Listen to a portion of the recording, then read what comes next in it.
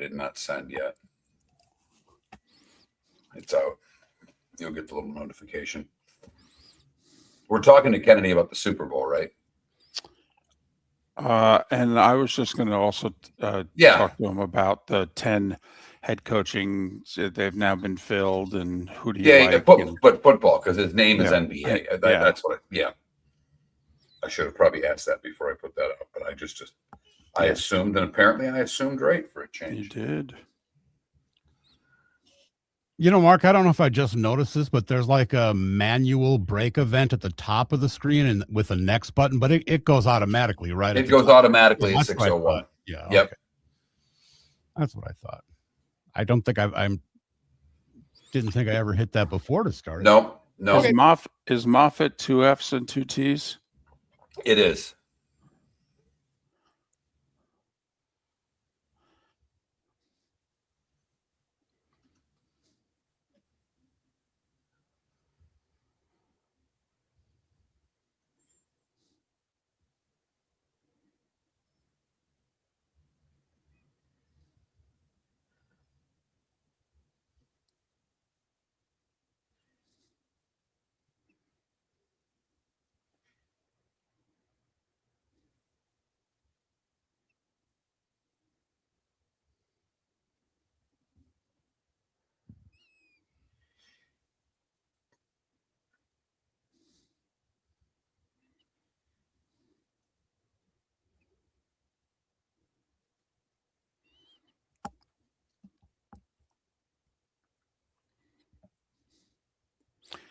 Freeze warning in effect, gentlemen.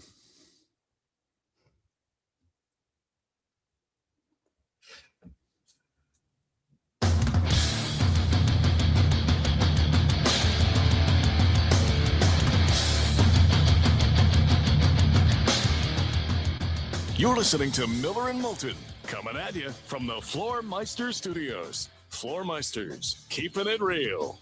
And now, here's Mark Miller and David Moulton. Top of the morning to you on this first Monday of February, where we are making a little Miller and Moulton history, and who knows, maybe even a little bit more history than that. How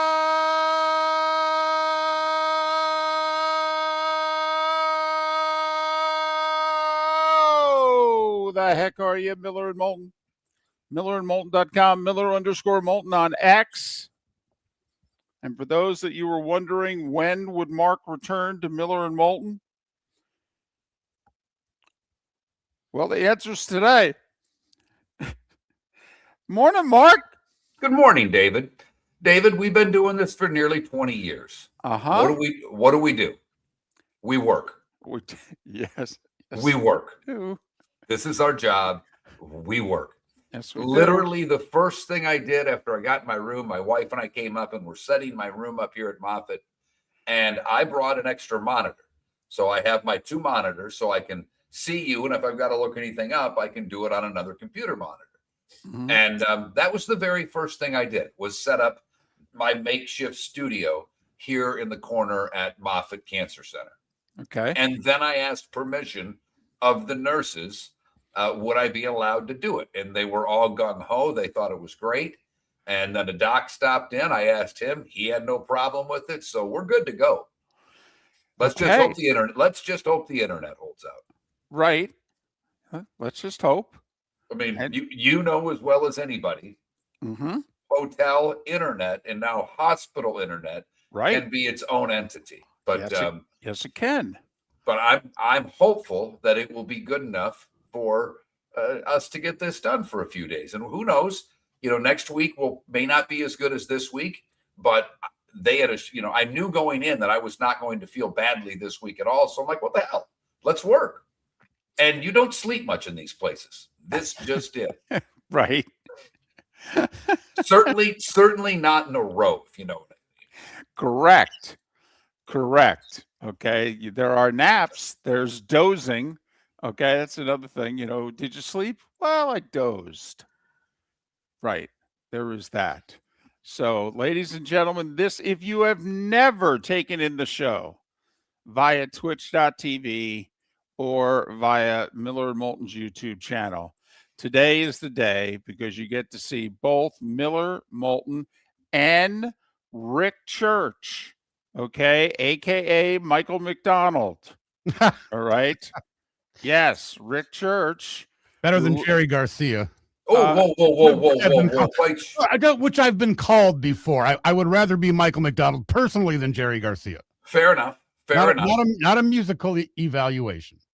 And you know what? A great voice. And more importantly, I believe Michael McDonald's still alive, which I think is key. Yeah, right. Thank you. Rick looks pretty good, actually. Run a live guy, yeah. But so it will be the three of us on screen.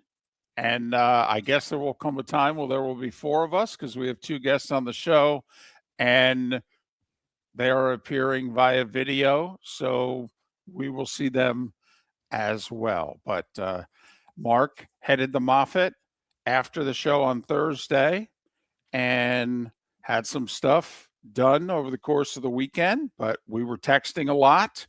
And this caught me by surprise. They caught Rick by surprise. So Mark sends a text yesterday and, hey, I tested everything out and I'm good to go.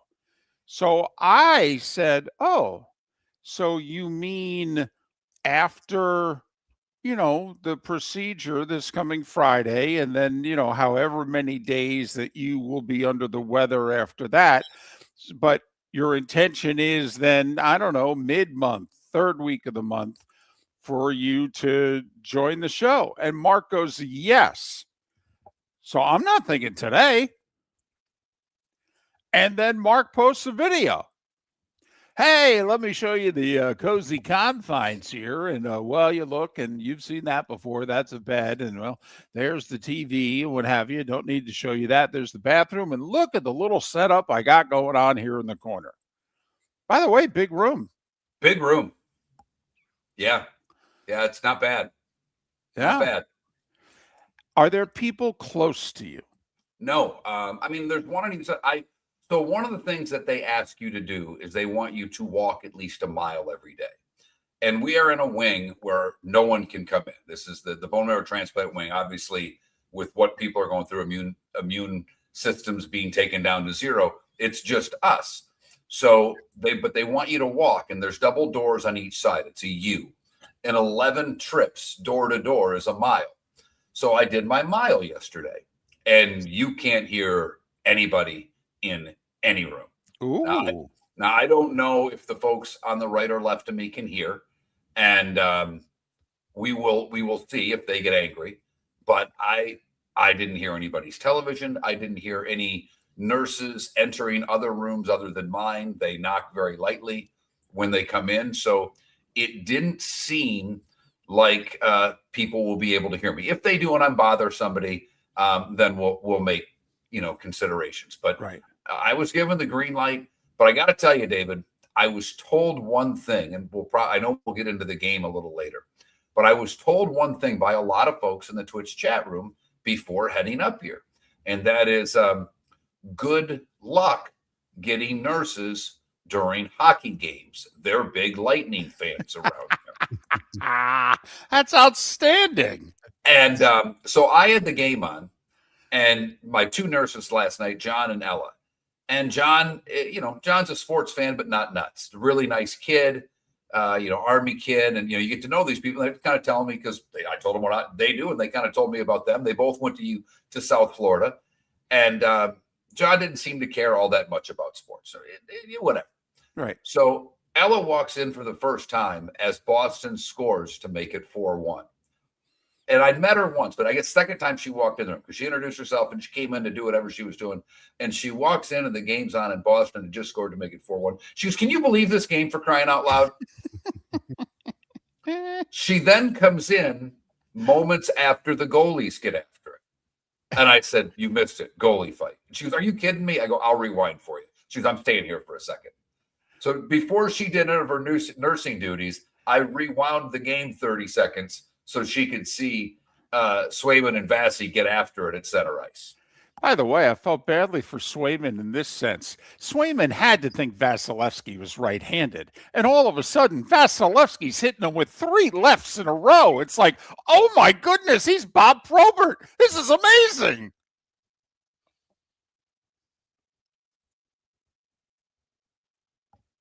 Nope. No, We get.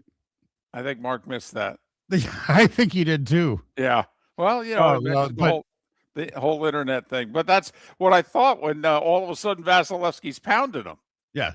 I like how Swayman gestured from take your mask off. Right. Take your mask off. And Swayman had his stick caught in his pad, so he had to get rid of that. Right. Vasilevsky takes his helmet off. Right. And then they're ready to go. But and that's 2 hockey fights in like 2 weeks, Dave, or goalie fights in 2 weeks. I know. Something that hadn't happened for what, 6 years or something in the NHL. Outstanding. Yeah, it was awesome. And the game needed it. The game, I know Tampa was starting to get a little juice going, but the game needed it, and that gave it juice. Yeah, at the time it needed it. Yeah. So Mark will rejoin us in a moment. We mentioned the internet. We don't know how good it's going to be from the Moffitt Cancer Center. So looks like it froze up on Mark, and we will get him back in due time. So we were just commenting about the fight and how badly I felt for Swayman, because there's no way he could have thought that Vasilevsky was left-handed. And next thing you know, I said, there's Vasilevsky is Bob Probert. Boom, boom, boom, one with the left hand. And Swayman had to be thinking, what the heck? I think the best part of it, when I watched it a couple times, was Swayman skating to center ice with, I think Hagel's stick sticking out of his pads. Right. Yep. But Swayman started the whole thing. He jumped on Hagel. I mean, he was very quick to jump up, and you know that energy was high for all the players. I mean, come on, they couldn't have drawn this up any better. Literally, the coldest day in the history of Tampa, Florida, is on the day they're having an outdoor hockey game, and then on top of it, it's so cold that they literally had to have the ice heated because it was going to get too cold. I mean, that was what a great night. Obviously a great game. Tampa comes back in the shootout. That was fantastic. I will say they thought it was the Super Bowl with the intermissions. Wow, those intermissions were long for a hockey game. I know, but I love the fact that they provided entertainment. I mean, to me, I don't remember there being that much entertainment during the intermissions of these outdoor games before.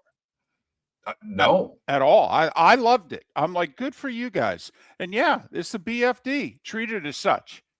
Now, I do have a question, though. Where was the regular anthem singer? She's amazing. Okay, why in the world, for arguably your biggest regular season game in franchise history, please tell me she couldn't be there. She had something going on and she couldn't be there. She had a military obligation and she couldn't be there. Please, because she's terrific. And I was like, hey, where is she? I'm right there with you. And I believe she's not in the military anymore. She's she's a veteran. And to me, what a miss for the NHL. And I'm guessing the NHL had something to do with that. I don't think it was the Lightning, but I'm going to dig a little bit more on this one. And we have Steve Carney on, who does a lot of work with the Lightning. So we'll find out at the latest at 7:38 when Steve joins the show. But I'm with you. In that they didn't have her sing the anthem. She's a veteran, which is always a good move for any league. Always. She's tremendous, and she's now part of that team. Yeah, we've watched them enough in the postseason. They've made it to the Stanley Cup Finals numerous times. We all know her, and so I thought there were a couple of misses. That was one, and then the whole pirate thing was a little over the top for me. I get it, Gasparilla weekend. I understand. Right. But that was a little much for me. Yeah, that was probably, they got just a little too local, okay, for that one. Curious how it went over nationally. But listen, you and I have thought that the best outdoor game was the first one. Penguins Sabres when it snowed and Crosby scored the game winner. All right. I think that's now the best outdoor game that the NHL's ever done, and they've done nearly 50 of them. Miller and Moulton. Yes. Mark Miller live from Moffett. Your roof is your home's first line of defense. At Pelican Roofing of Florida, Ronnie, John, and their team bring years of experience to protect what matters most, your family and your business. From residential repairs to large-scale commercial roofing, we deliver honest work, fair pricing, and quality you can trust. An upgrade on your roof can lower your insurance costs. Don't wait for a leak to turn into a disaster. Call the experts at Pelican Roofing today. 1-866-9-PELICAN. That's 1-866-9-PELICAN. Online at pelicanroofingcompany.com. CCC 1332512. Let's talk the big differences between Floor Meisters and the big box store that sells flooring. Floor Meisters is family owned. They do flooring, not doors, nuts and bolts, or weed killer. They specialize in it. They know it. Floor Meisters backs their installer, so if there's ever an issue, good chance the boss, TJ, will come out and make it right. Floor Meisters prices beat the box stores every day of the week. When you think flooring, think Floor Meisters in Naples. Floormeisters.com. Real people, real prices, real quality selection. The Floor Meisters, just keeping it real. Honey, you want to come out? I haven't seen you since Glass Doctor installed our custom shower enclosure. No thanks. Well, you can't keep eating breakfast in the shower, and laminating your magazines is getting expensive. You remember we have guests coming over tonight, right? Oh, I'm sure they'd love to see the shower. It's our neighbors, and I highly doubt they want to be hanging out in our bathroom. The shower's so good, you'll never want to leave. Visit glassdoctor.com today and schedule an appointment online. American Paint Supplies is your one-stop shop for all your coating needs and has been for 30 years. American Paint Supplies is also your #1 Festool dealer in Southwest Florida. If you are a builder, cabinet maker, painter, or power tool enthusiast, Festool craftsmanship can be found at American Paint Supplies. Celebrating 30 years of service, and Festool is celebrating 100 years of excellence. Come to American Paint Supply for a perfect pairing of service and expertise on 6100 Shirley Street, Naples, off of Pine Ridge, or online at AmericanPaintSupplies.net. This is Miller and Moulton.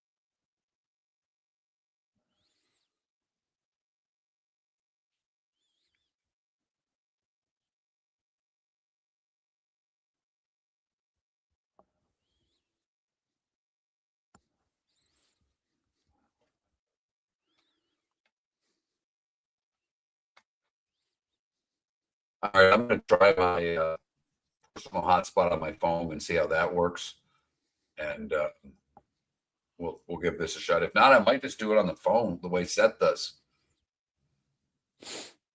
Oh, okay. But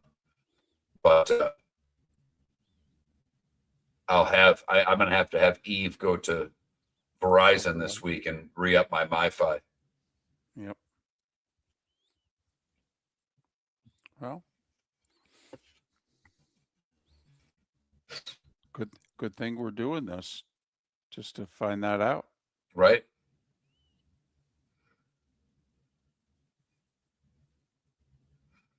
Wow, that's amazing, Mac. And Jay, by the way, you sell a sponsor band, you don't think I'll put it up the ID? Nobody knows me that well. Trying to figure out who the marketing people are at Moffett.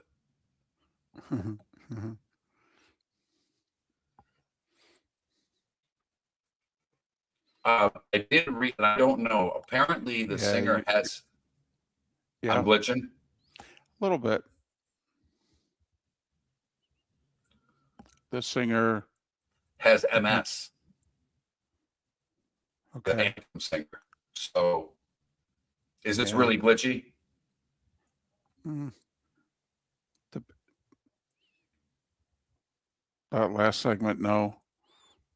Well, I was on their Wi-Fi for that. Now I'm on the phone. So, Right. if it gets bad, just let me know. We will. Lightning game was amazing yesterday. I'd be very curious. The Knicks Lakers was up against it. The Grammys was up against it. No, I didn't want Knicks Lakers too. I mean, it's not like right. They didn't Exactly right.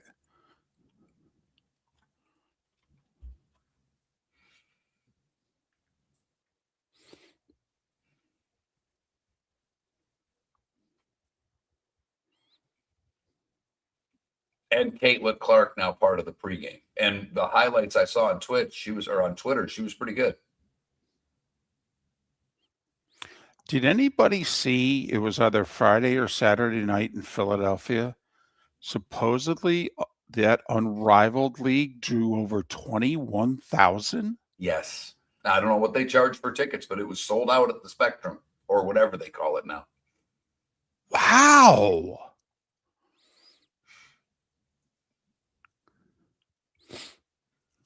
Well, to me, that's a bad night for the WNBA because those players have got to be looking at that league going, dude, folks will pay to see us play. You don't want to do this league. We'll all join that one. And by the way, we get to negotiate our own TV deal over with that league. We ain't tied to this NBC deal and ESPN thing that you guys negotiated.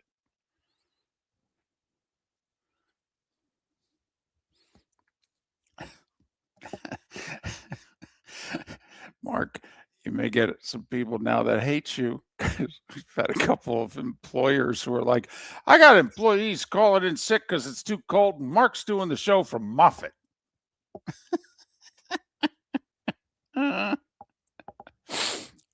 Yep. Parents were complaining that schools were open. Man, are we soft. You're listening to Miller and Moulton. And now, here's Mark Miller and David Moulton. 21 minutes past the hour. And the show is Miller and Moulton. Mark broadcasting live from Moffitt Cancer Center in Tampa. I think the tentative plan now, are you planning on doing Monday through Thursday? What's your treatment? No, my transplant is expected to be late Friday. I plan on doing the show every day this week.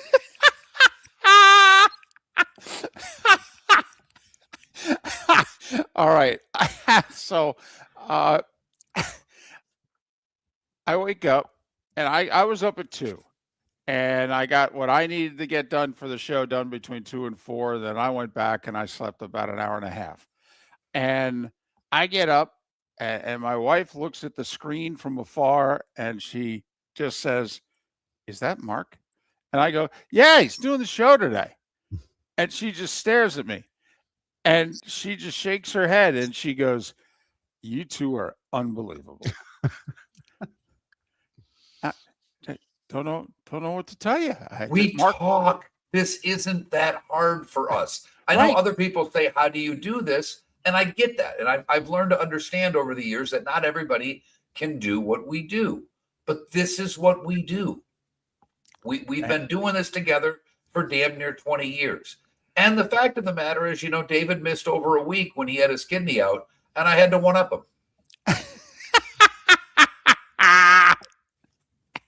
Well, that's right. Some folks in the Twitch chat room are like, well, Pat Kerwin can't give you, especially Mark, but he can't give you guys any grief anymore. No. And Pat has no idea because he's not on social media, and I did not text him I was doing the show. So when Pat joins us, he's at the Super Bowl, so we might not, I don't know what the schedule for Pat is who knows? This week, is obviously West Coast time.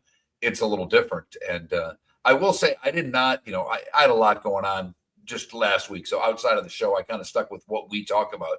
The one thing I got out of the Senior Bowl is that Diego there is even shorter than what they thought. He's like, he's just a touch taller than me.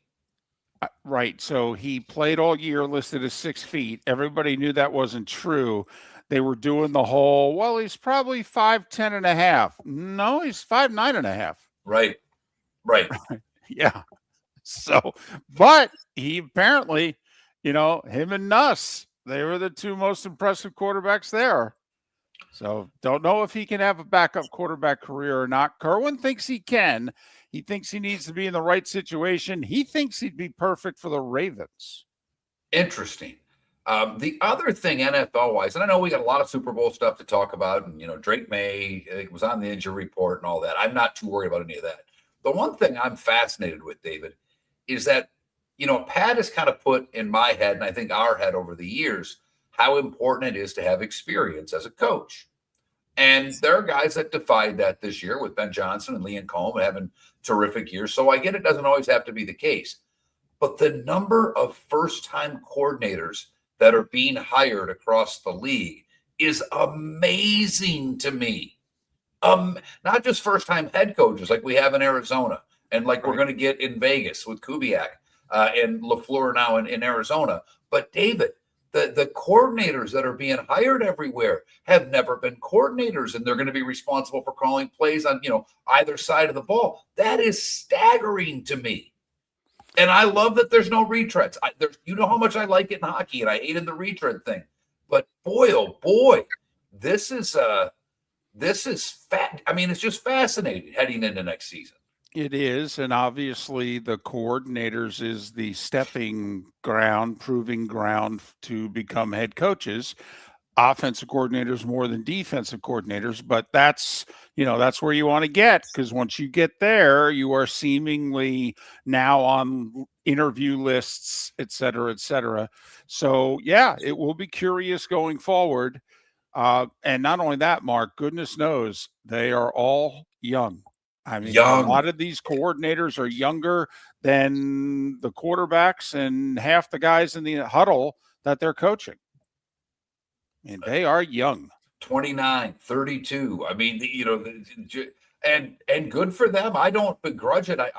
I'm just very interested. I mean, there are teams that I'm now more interested in next year than I ever would have been if they would have gone with some sort of retread hire at either coach or coordinator. And think about it. The Seahawks head coach, first-time head coach, won 10 games last year, missed the playoffs. We all know what they've done this year. So, but you throw Ben Johnson and Liam Cohen and a few others on the list, and, it bodes well maybe for teams to give a guy a shot and overlook the lack of head coaching experience. And at the same time, you look at the Jets and the grease fire that Aaron Glenn was and go, well, we could get that too. Yes. And in fact, you have people wondering why it is they haven't already pulled the ripcord on that one. That one right now seems to have very little chance of success, because also what good does it do them to have the pick that they have in the draft when there's seemingly no quarterback to pick? No doubt. But Super Bowl week, I'm wondering how many people, I know that you and Pat already, Seattle. Mm-hmm. I was leaning the other way just simply so I could even our season-long pick 'em. I'm down one. Right. I had a good feeling you were going to go where you go, but the Patriots have had success against Seattle, which what does that mean? Have no idea, because Denver had all kinds of success in the postseason against the Patriots. So I don't like the 2 weeks off, because to me, I kind of got to get re-hyped up for a game. And you mentioned it last week, like the long break that we had between the college semis and the national championships. Oh, by the way, that's even further next year. So now you got to kind of get geared up for this game. It doesn't take long. I mean, obviously we'll get there, and it's a Super Bowl. But I think a lot of us, at least I will probably try to spend the week poking holes in Seattle, as opposed to if it was played on Sunday, it would have been difficult for me to find those holes. I'm surprised the line hasn't moved an inch after the initial 24 hours. I mean, it's still 4.5, right? Yeah, I thought it'd go to 6. I really did. So, and I don't even think for a moment it's moved to 5 yet. So I'm very surprised about that. We'll see what happens during the course of the week. Patriots and Seahawks, for what it's worth, historically played really good, exciting, entertaining games. And I don't just mean the one Super Bowl. I mean, for whatever reason, they usually don't play very often. So you can go back over the last 15 plus years. They're playing like every 4 years on average, and go look at the games. It's remarkable how close and exciting and last minute they've been. And obviously, as fans, we'd love that coming up on Sunday. There is a lot of NFL news to get caught up on, and we will do so coming up in the starting five. Lots of other things happened over the course of the weekend. I will try to update as much of it as possible very quickly in about a minute. So the final college football championship game rating came in 30. It did 30 million. Think about that. Indiana, Miami did 10 more million people than Ohio State, Notre Dame. And it's great news for college football, but it also, to me, is slightly bad news because the people that run the sport are now going to be content with how late they are playing these games. And I think at some point it will come back and bite them, David. I don't think this game needs to be any later than the 8th or 9th because I think the semis should be on the 1st. You can do a week after that. That's fine. But there are too many NFL games between the last college semi and the college national championship. Well, I also, Mark, think it screams that it was the Indiana story. That ironically, if it wasn't Indiana, the game probably would have gotten an Ohio State Notre Dame rating from the year before. But that's how compelling that story was. And I don't know if he keeps winning if it still is compelling. Miller and Moulton. The starting five is next. Your roof is your home's first line of defense. At Pelican Roofing of Florida, Ronnie John and their team bring years of experience to protect what matters most, your family and your business. From residential repairs to large-scale commercial roofing, we deliver honest work, fair pricing, and quality you can trust. An upgrade on your roof can lower your insurance costs. Don't wait for a leak to turn into a disaster. Call the experts at Pelican Roofing today. 1-866-9-PELICAN. That's 1-866-9-PELICAN. Online at pelicanroofingcompany.com. CCC 1332512. Let's talk the big differences between Floormeisters and the big box store that sells flooring. Floormeisters is family owned. They do flooring, not doors, nuts and bolts, or weed killer. They specialize in it. They know it. Floormeisters backs their installer, so if there's ever an issue, good chance the boss, TJ, will come out and make it right. Floormeisters prices beat the box stores every day of the week. When you think flooring, think Floormeisters in Naples. Floormeisters.com. Real people, real prices, real quality selection. The Floormeisters, just keeping it real. Mark Miller for Sleep Treatment Direct. They are helping me with sleep apnea. And by helping me, I mean curing me. No more CPAP machine. No more snoring. No more tossing. No more waking up exhausted. Their expert team got me the right treatment, fast and hassle-free. If you want to feel energized and get rid of your snoring, call Sleep Treatment Direct today. 444-1741. That's 239-444-1741. Sleep Treatment Direct. Sleep safe and American Paint Supplies is your one-stop shop for all your coating needs and has been for 30 years. American Paint Supplies is also your #1 Festool dealer in Southwest Florida. If you are a builder, cabinet maker, painter, or power tool enthusiast, Festool craftsmanship can be found at American Paint Supplies. Celebrating 30 years of service, and Festool is celebrating 100 years of excellence. Come to American Paint Supply for a perfect pairing of service and expertise on 6100 Shirley Street, Naples, off of Pine Ridge, or online at AmericanPaintSupplies.net. This is Miller and Moulton.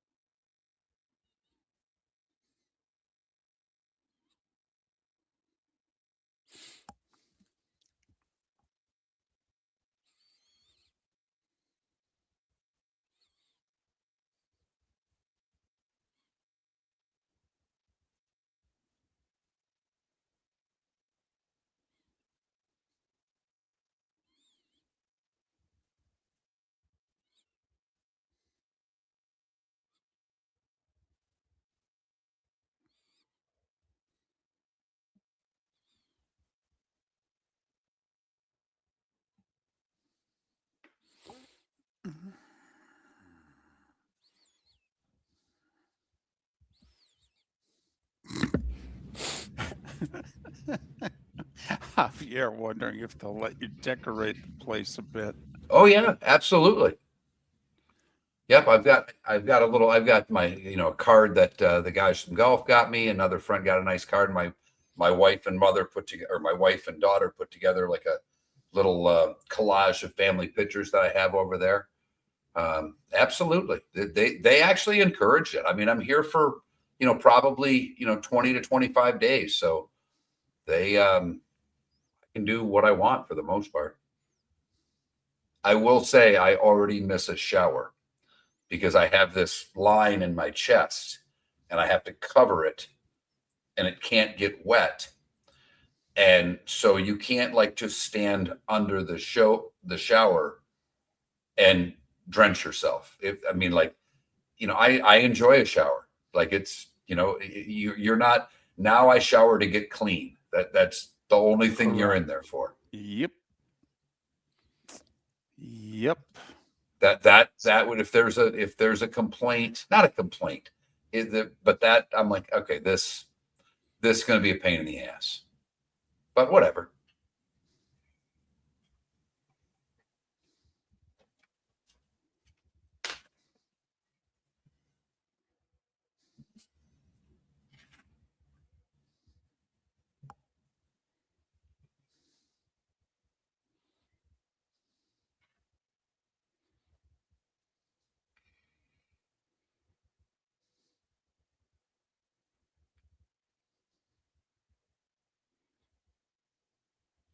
That's for a sponsor page, Jay. I mean, up over my right shoulder. I mean, brought to you by, that's prime real estate.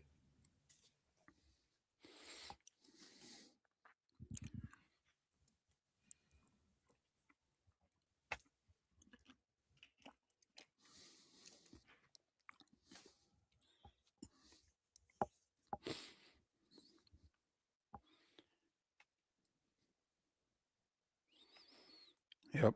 I think you need to tell somebody from Moffat, don't make me put a Florida cancer specialist sign up over my shoulder, okay? Oh my God. Next level funny. Yep. We are quite a team. Just tell them about, Jerry Jones. NFL sign with Coke, I went with Pepsi. NFL sign with Anheuser-Busch, I went with Miller Lite. Just saying.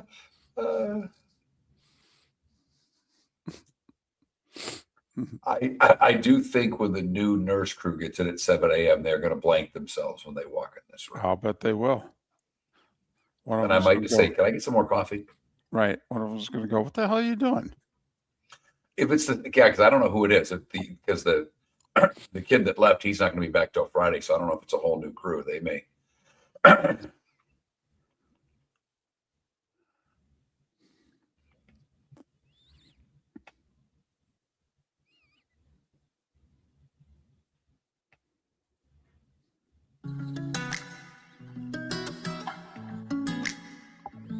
Welcome back to Miller and Moulton. Text the guys what's in your mind at 21,000. That's 21000. And now, here's David Moulton. 22 minutes till the top of the hour. Mark Miller turns out going to be a part of Miller and Moulton all week. That's now the plan. So basically, he took Friday off. For now. We'll see how it goes. But I mean, we talked, David. I must say, and thank you, Rick Church, for helping out. And I know Raj is going to help out during this time that I'm away from Southwest Florida. But I have to be brutally honest, David. This is a hell of a lot easier not after working all these buttons. Yep. I mean, I got up that last break. I walked around. I'm like, this ain't half bad, Moulton. Not only that, you don't have to listen to me. I mean, that's the only good part, I think, for Rick now this week. Rick went from co-hosting and producing to like, wait a minute. So you mean I got to get up at the ungodly hour? I got to get up and now I just sit around and listen to the two of them do the show? Oh, David, I'm perfectly okay with that. Come on. I'm part of history here. I was relieved. I was like, oh, great. Mark's going to be on. I love it. I'm okay with it, buddy. Actually, to be full disclosure, so Rick said he saw Mark's post last night that I'm going to be part of the show, and the first thing he did was say, "So you mean to tell me I don't have to get up?" I had a little brain fart, David. And then I responded to Mark's post and I said, for about 6 seconds, I thought, does this mean I don't have to get up early and haul into the studio in the freezing cold? Oh, wait a minute. I'm a little slow on the uptake, but Hey, I think all of our wires are not touching the way they normally do these last few days. What, another 24 hours of this, and then it will lighten up just a touch? Hopefully. We shall see. 20 minutes before the hour. Time for The Starting Five. 5 big stories you need to know. Here is The Starting Five. We'll get you updated on as much that you may have missed over the weekend. A lot of NFL happenings. The final 2 head coaching vacancies have been filled. Not officially, but you know how it works. Vegas is going to make it official after Super Bowl 60. That's because they're hiring Seahawks offensive coordinator Clint Kubiak. Arizona let the word out yesterday, press conference coming. Rams offensive coordinator Mike LaFleur, younger brother of Packers head coach Matt LaFleur, is going to be the Arizona Cardinals' new head coach. So you've got the Harbaughs and the LaFleurs. Dolphins hired former Green Bay linebacker coach Sean Duggan as defensive coordinator. Well, they're all in on the Packers. They hired a number 2 guy in the front office. They hired their defensive coordinator. They're plucking guys off their staff. They're all in on the Green Bay way. All right.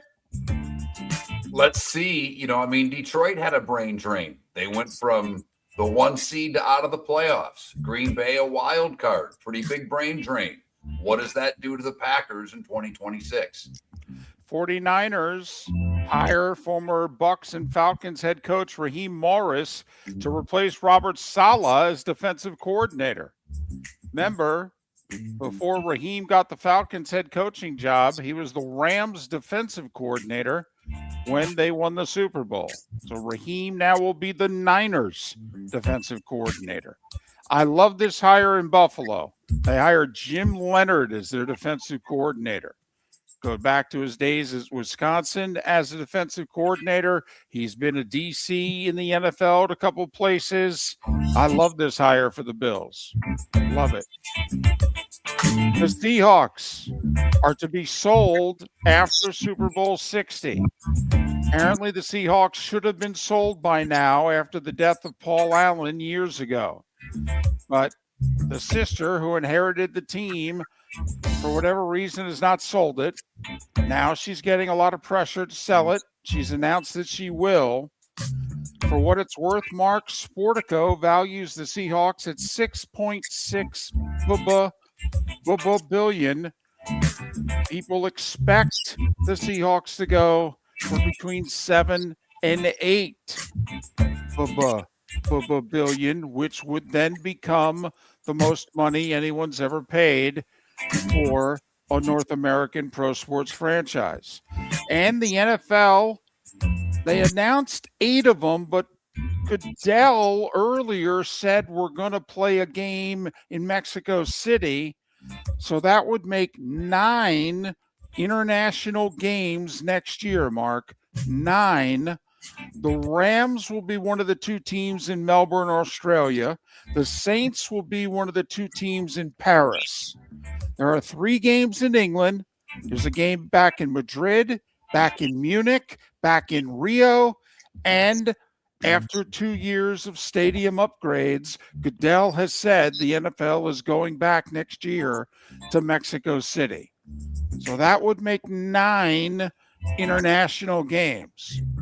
For what it's worth, Mark, I think ABC would be number 1 on the list for the Mexico City game. I think we're in play for the Rio game, but maybe not. And I actually think we'll be in play for Melbourne. That's what I was thinking. I mean, because of, obviously we know when the Australian Open comes on TV, they could work that around to putting it closer to I don't know about prime time, but viewable here in the States if it were at night here in the States. Hockey. The first Stadium Series game in Tampa may be the best and most memorable one the NHL has played to this point. Brandon Hagel scored 11 seconds into the game, and then the Bruins scored the next 5 goals to lead 5-1. It's 5-2 mid-second period when all of a sudden, goalie fight. And 2 really good goalies, too, like they're going to represent their countries in the Olympics in a week. Swayman for Boston, Vasilevsky for the Lightning. Vasilevsky wins the fight, and then the Lightning come back and win the game. They score 3 goals after the fight, tie it in the third, win it 6-5 in a shootout, all while their head coach, John Cooper, is dressed like Pacino and Scarface. What an outfit. What an outfit. By the way, the fight was the turning point of the game. Make no mistake. Boston's in complete control. Tampa starts getting it going on the power play. They get 2 5-on-3s, score on both of them, and bring it to 5-4. 7 straight power plays for the Lightning in that game. That one might have been a little help from the referees because, well, they could have called. I was stunned at some point Boston didn't get a power play in the third. Like, I was stunned, David. I will say, I think in the first period, Boston got 3 or 4 straight power plays. They did. But yes, then the ice and other things tilted in Tampa's favor. The Lightning are 17-1-1 in their last 19 games with the 6-5 shootout win over the Bruins. Carolina 6-0-2 in their last 8. They beat the LA Kings in overtime 3-2. And Vegas has lost 5 in a row. Anaheim, 2 from the former Ranger there, Kreider, 4-3, Ducks win. By the way, the Olympic break takes place after Thursday night's games. So 4 more nights of the NHL and then 3 weeks off for the Olympics. 10 games in the NBA. The Heat, with their 3rd biggest win in franchise history, they beat Chicago by 43. Boy, it was a night for blowouts. Boston beat Milwaukee 107-79. Jaylen Brown with 30 points, 13 rebounds. Mark, the Pistons have been playing basketball for a while. They've never beaten a team the way they beat Brooklyn last night. They won by 53. Yep. 130-77. However, Brooklyn's lost by more. They once lost by 54. The Spurs and Magic game started 5 hours late. Why? Because the Spurs weren't back in San Antonio yet. They had trouble getting out of Charlotte Saturday night. In fact, they got out of Charlotte midday Sunday. So they landed at the airport and went straight to the arena. Put the home uniforms on and beat the Magic 112-103. Knicks have won 6 in a row. They beat the Lakers 112-100. Is it LeBron's last game at the Garden? Is it LeBron's last game at the Garden with the Lakers? Or quite frankly, was it none of the above? And did anybody outside of New York really care? Toronto 107-100 over Utah. Washington 116-112 over Sacramento. The Clippers were 6-21 in mid-December. 6-21. They're now 23-25. That's 17-4 over the last 21 games, the LA Clippers. I know they're still below 500, but 17-4 run. Clippers won in Phoenix by 24 last night. SGA with 34. OKC over Denver 121-111. Cleveland bombed Portland in Portland 130-111. Tennis. Djokovic played as well as he could play in the first set. He won at 6-2. He had 4 unforced errors. He couldn't keep that level up. And Carlos Alcaraz wore him down, winning 7-5 in the fourth. Alcaraz doesn't turn 23 till May, and he's now won 7 majors and the career Grand Slam. Just the 9th male player to ever do so, and by far the youngest. Djokovic at 38 still sitting at 24 majors. Golf. Justin Rose wins the Farmers Insurance at Torrey Pines by 7. Koepka finished 19 back, T56. DP World Tour. Patrick Reed's serious. He made the playoff this week after winning last week. Bogeyed the first playoff hole, finished tied for second. German Freddie Schott won it in a playoff. Sergio Garcia missed the playoff by a shot. Finally, college hoops. You know, the Gators in Alabama, they talked some smack before they played yesterday. And then the Gators kicked their ass. Yes, they did. In fact, there was a lot of that yesterday. The Gators outscored Alabama by 46 points in the paint. I don't know if I've ever heard of that before. The Gators only hit 3 threes and won by 23, 177. Never in doubt. And maybe give it up for look at. I like a little smack talk. Every time the G League player touched the ball, the Gator students were chanting G League dropout. Awesome. Well played. Yes. Well played. Awesome. By the way, Nebraska was unbeaten in the middle of last week. Now they've lost 2 in a row. Of course, they did play third-ranked Michigan and yesterday ninth-ranked Illinois. The Illini, after going into Purdue and winning, just went into Nebraska and won 78-69. Keep an eye on Illinois, a pretty good basketball team. Weren't getting a lot of attention paid to them until that win over Purdue. And now you've got to take notice of the Fighting Illini. 8th-ranked Iowa State went to Kansas State, won by 34. K-State coach is in trouble. I don't know if it was that close, Dave. Well, it wasn't that close in Maryland either. Purdue, they were angry with themselves. They had lost 3 in a row. They went to Maryland and beat the Terps by 30, 93-63. And finally, this was the outdoor hockey weekend. We know about the Lightning and Bruins last night. College hockey Saturday, late afternoon into evening in Happy Valley. Over 75,000 packed Beaver Stadium to watch second-ranked Michigan State in overtime beat fifth-ranked Penn State 5-4. Penn State 14 years ago, hockey was a club sport. Terry Pagula, who owns the Sabres and Bills, wrote him a check for $88 million, said build an arena and then let me know what else you need. They made the Frozen Four last year, and they just had 75,000 plus show up for Michigan State this weekend. Awesome. Great for college hockey. And Michigan State's pretty good. So's Penn State. I mean, they got the number 1 draft pick playing for them. Yes, Party solid. Big Ten, Michigan's good as well. I mean, The Big Ten's loaded in college hockey. And college hoop. And it's 7 minutes before the hour. That was the starting 5. 5 big stories you needed to know. Brought to you by Lee County, Florida. Building a better community through BST, business, sports, and tourism. Yeah. A little footnote there on the Farmers. Justin Rose set a record with the winning score in that.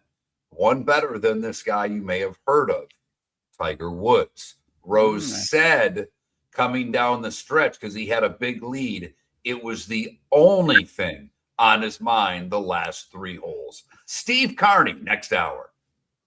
Get ready, Southwest Florida. The Southwest Florida Ag Expo is back. Now's the time to save big with the Mega Pass, your all-in-one ticket to the fun, one low price. Get your one-day admission and unlimited midway rides. Mega Passes available online through February 26th at swflagexpo.com. Don't wait. Grab yours. Get ready for roots, rides, and real fun. Lee County, building a better community through business, sports, and tourism. At the Diamond District, we've built our inventory since day one. We never pass on beautiful jewelry. For years, we've chosen exceptional diamonds and fine jewelry. And when you buy with love for 2 decades, your vault fills with extraordinary jewelry. That's why we're emptying the vault now through Valentine's Day. Enjoy rare pricing on jewelry chosen to celebrate love, connection, and commitment. Will you be mine? Starts with diamonds from the Diamond District. Hablamos Español. Visit Jason and Todd at the Diamond District. The Cape Coral Police Department is growing, and they want you to be a part of it. They're hiring new officers. Starting pay is between $74,000 and $90,000, depending on your experience. And with a $10,000 hiring bonus, you could be making $100,000.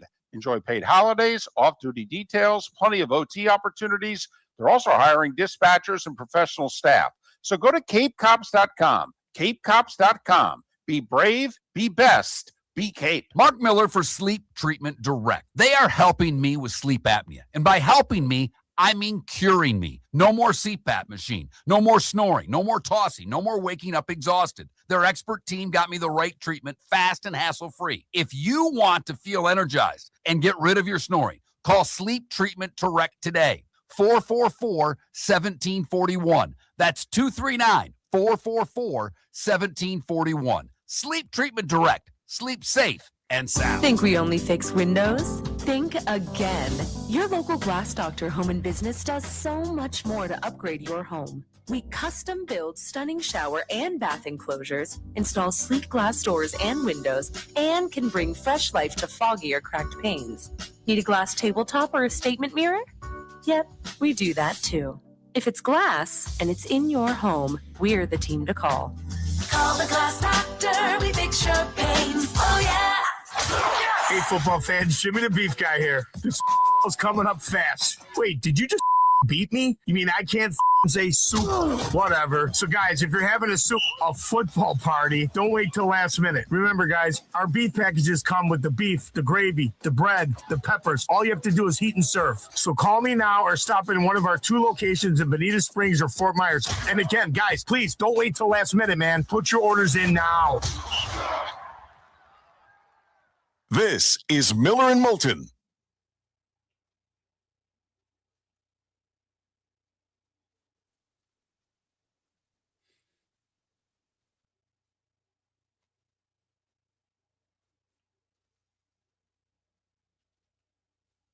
Yeah, I don't know, Rick. I don't know if it's was too hot on the, because I listened to the app. The app was fine. On the Twitch broadcast, it might just be my end. It's really weird because it goes really low and then really hot. But I'm like, after I sent you that, I'm like, you know what? I'll mute my mic. Let me check the app. It sounded perfect, just like what you hear in there. Yeah. So it may have been just a me thing. Okay. David, he doesn't have his headset on. I don't know.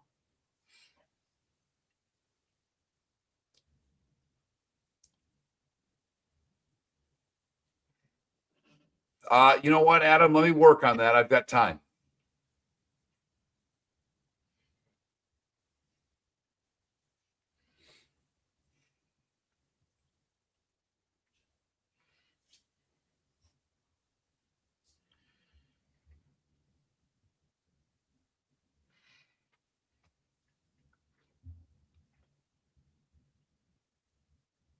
Yeah, I know. I know, Adam. Working on getting the MiFi reactivated right now. Already got the home team working on that.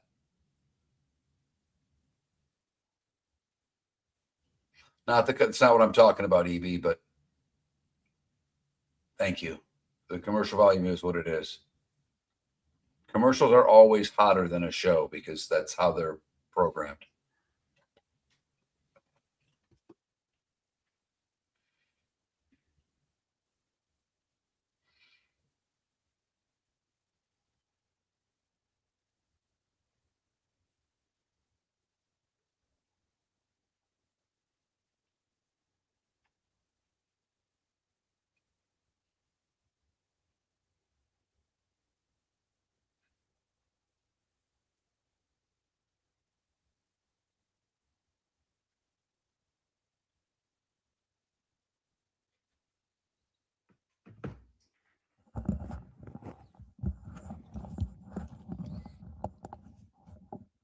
So I'll do a little more research today because I've got time. But everything about the Seattle pick seems right. Like Drake May likes to go downfield.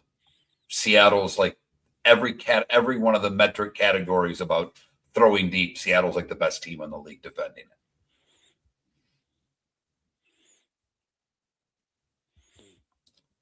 I think they're going to kick their ass. I really do.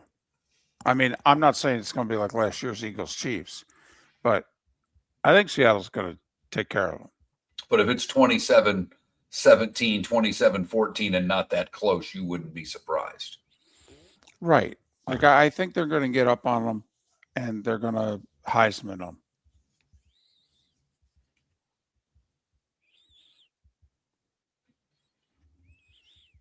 But, you know. What do you want to do for a poll question? What did you watch last night? Hockey, basketball, Grammys? Yeah. Yeah. It's kind of where my head was at. Yeah.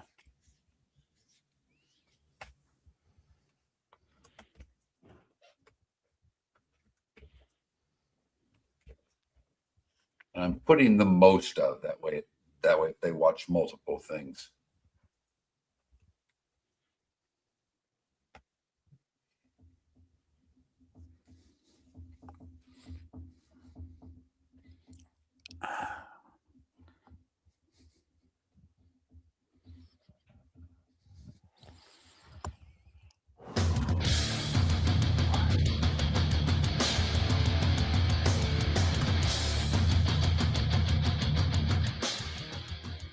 You're listening to Miller and Moulton, coming at you from the Floor Meister Studios. Floor Meisters, keeping it real. And now, here's Mark Miller and David Moulton. Hour 2 of Miller and Moulton on this first Monday of February. And Mark Miller may be at Moffitt Cancer Center in Tampa, about to receive. What is it you're going to do again on Friday? A bone marrow transplant. About to receive a bone marrow transplant, but that doesn't mean he can't do 5 shows this week, because apparently they scheduled the transplant for Friday afternoon. So he can't even take Friday off. He's got no conflict. No. It is fascinating, by the way, just to get a little behind the scenes. The person who is donating the marrow, and I don't know who that person is. I did find out from the nurse yesterday when she was kind of going through my week that it's a man and he's young, and that's apparently a really good thing. Okay. He hasn't given it yet. He will give it, I think, Thursday. Then someone physically flies it to Tampa, where it is then checked in and then given to me, which I think is fascinating. Like that's crazy. Can we get like a helicopter cam or something? I mean, I want like Grey's Anatomy. I want running to the rooftop, boarding the helicopter. Yeah, it's what I want here. No, we'll work on it. Okay. We'll work on it. I'm just curious. I mean, the fact that the nurse was in watching the Lightning with me last night, I think Ella's my go-to for any of this. Well, the fact also that you rewound the goalie fight for her to see, you're now her favorite patient also. I immediately want to set her up with my son. That's all I was thinking.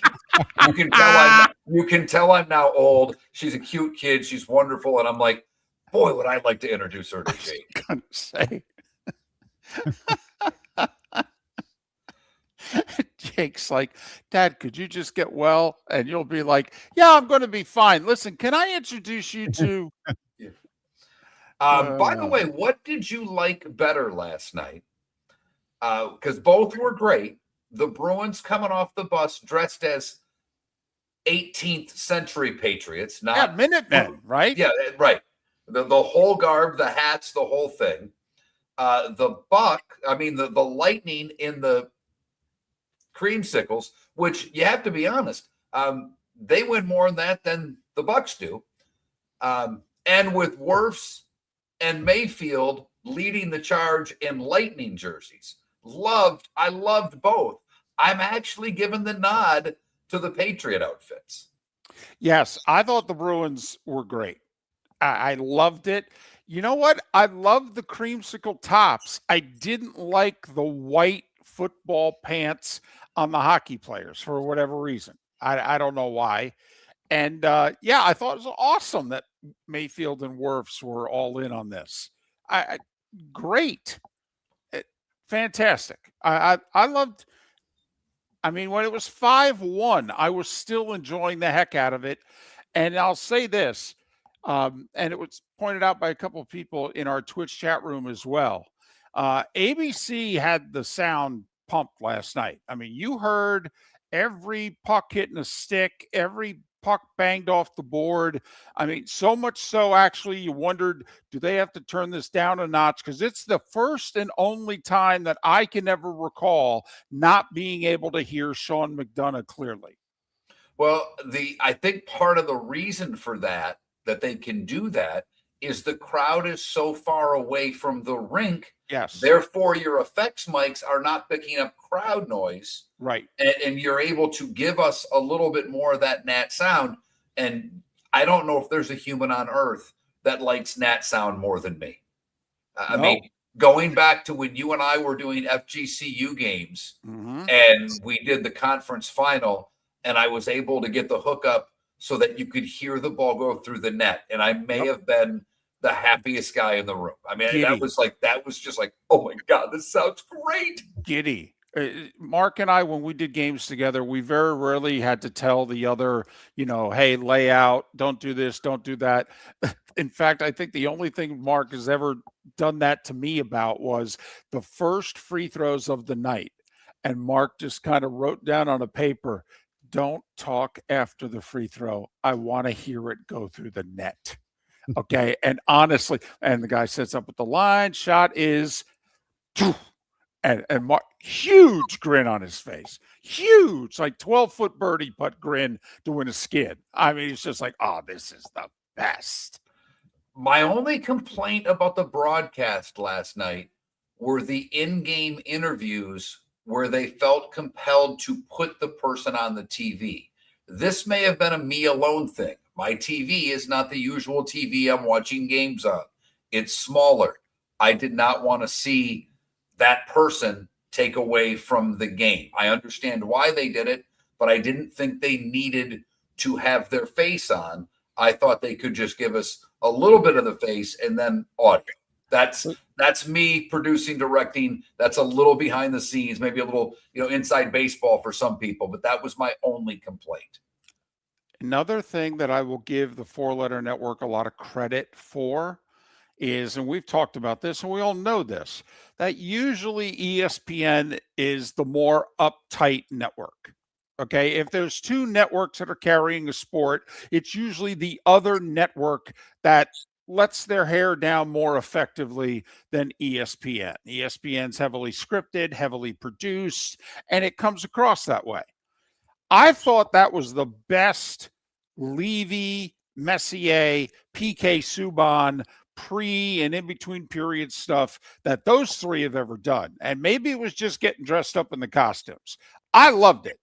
I mean, from minute one, I'm like, oh my goodness, they got Mark Messier to get dressed up? This is fantastic. I mean, because Subban would do anything. And Steve Levy's a big hockey guy. He'll go along with it. But Mark Messier's hockey royalty. And there he is dressed up. And I'm like, this is fan. Honestly, you don't look at Messier and listen to his commentary and think he has anything in common with Paul Bissonnette. And for one night, I thought he was Biz over on TNT. And I went, I'll be damned. This is fun. David, to further your point, and I'm not saying that he's the same guy because we put Wayne up here and then everybody else goes off of that. Right. But could you have ever in a million years, if the game was on TNT, have thought Wayne Gretzky would have done that? No. That's what I asked myself because Biz, Carter, anybody else they have on TNT, I think they would have all jumped in. Totally. And I even think Lundqvist would have. Oh, yeah. Okay. I think Lundqvist would have had a patch over his eye. I'm not to be. And you know what? And you know what, David? He'd have made it look great. Oh, he would have looked fantastic. That's about the only thing I could ever have seen Gretzky doing. Gretzky would have been in his normal outfit with an eye patch. Okay. And that would have been Wayne letting his hair down.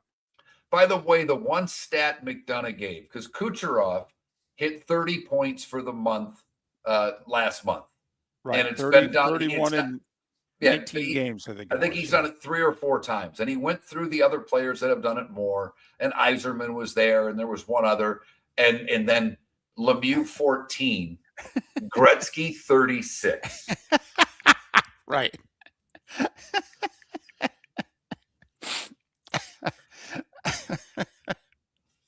Yep.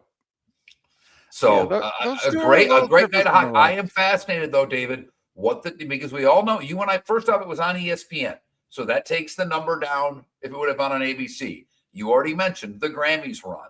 We got a text on the Pelican Rufina, Florida text line, 21,000, by the way, of a gentleman and said, "Oh man, he didn't know until we came on 3-1. I went inside and watched the Grammys with my wife. I blew it." Oh no! So the other side of that was you did have Knicks and Lakers on, right across from NBC. And I did not watch. I watched a little bit of the basketball first intermission, and I watched a little bit of stuff on X from the hoop because Caitlin Clark was part of the pregame. And the clips I saw of her, one talking about the WNBA, which has a big meeting today for their contract negotiations. She spoke very eloquently about it without, we know what side she's on, but without getting too involved in it. And then she was asked, what NBA player I don't know if it was in this game she tried to emulate. She talked about Luka and that how he's not the fastest and the most athletic, but he does this and this.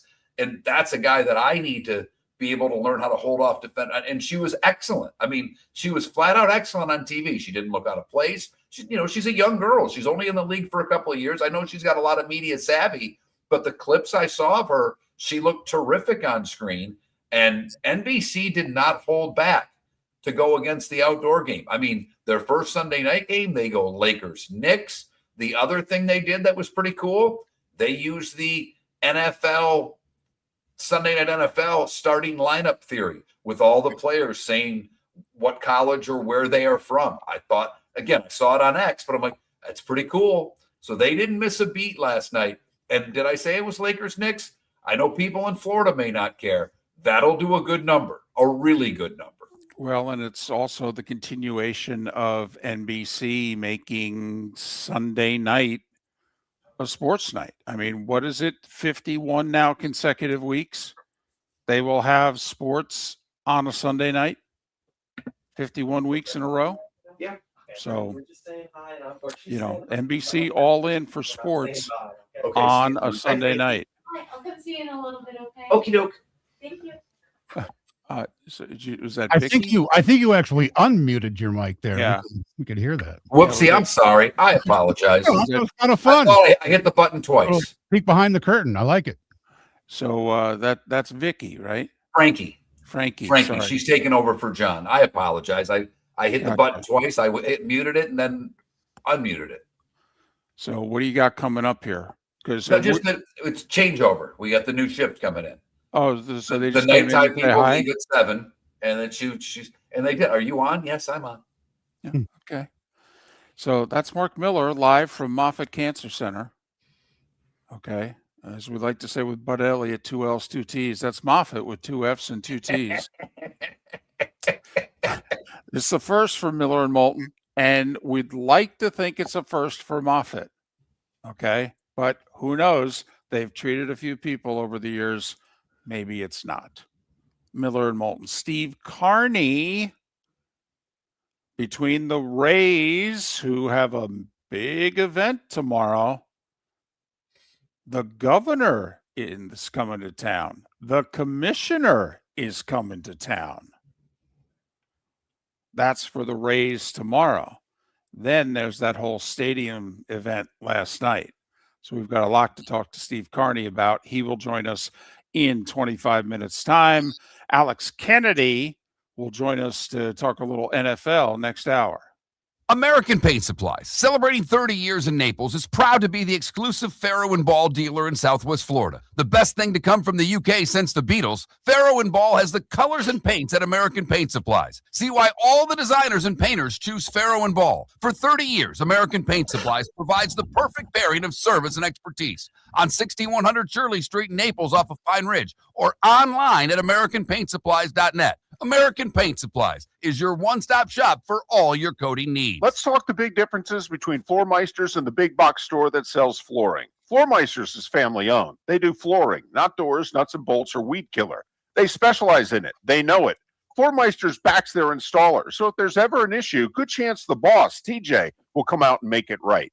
Floormeisters prices beat the box stores every day of the week. When you think flooring, think Floormeisters in Naples. Floormeisters.com. Real people, real prices, real quality selection. The Floormeisters, just keeping it real. When Glass Doctor replaces your windshield, we don't just send you on your way, we send you off protected. Your local Glass Doctor includes the industry's only 12-month windshield protection plan at no extra cost. That means unlimited chip repairs and even a one-time replacement if needed. High-quality service backed by real peace of mind, right here in your neighborhood. Glass Doctor, Glass Doctor. Call the Glass Doctor. We fix your pains. Oh, yeah. Exclusions apply. See your local Glass Doctor for Your details. roof is your home's first line of defense. At Pelican Roofing of Florida, Ronnie, John, and their team bring years of experience to protect what matters most, your family and your business. From residential repairs to large-scale commercial roofing, we deliver honest work, fair pricing, and quality you can trust. An upgrade on your roof can lower your insurance costs. Don't wait for a leak to turn into a disaster. Call the experts at Pelican Roofing today. 1-866-9-PELICAN. That's 1-866-9-PELICAN. Online at PelicanRoofingCompany.com. CCC 1332512. This is Miller and Moulton.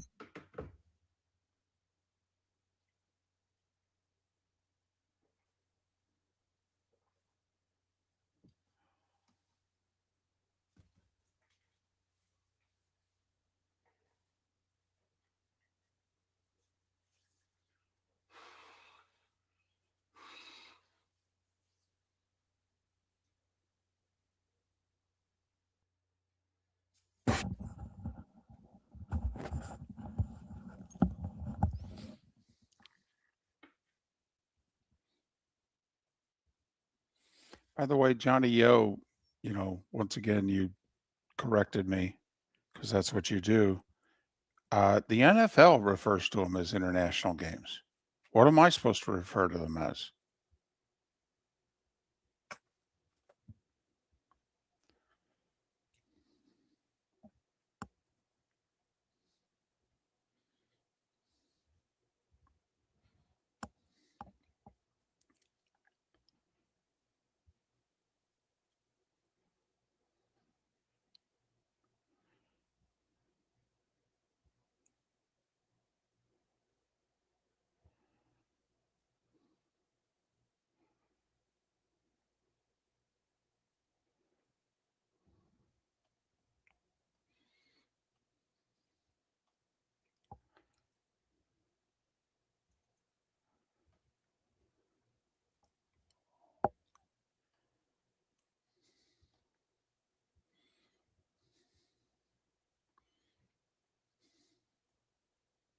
Not only did she win it in 54, Johnny O, there was someone on the course that perhaps could have caught her who had 3 holes to play from their Saturday round on Sunday morning, and they didn't go out and play.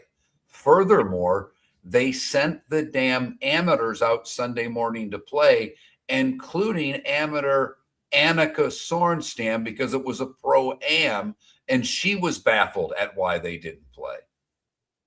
Well, the other thing, also, you couldn't wait till today? Seriously, if it was that bad, you couldn't hold off one more day? Finish it today?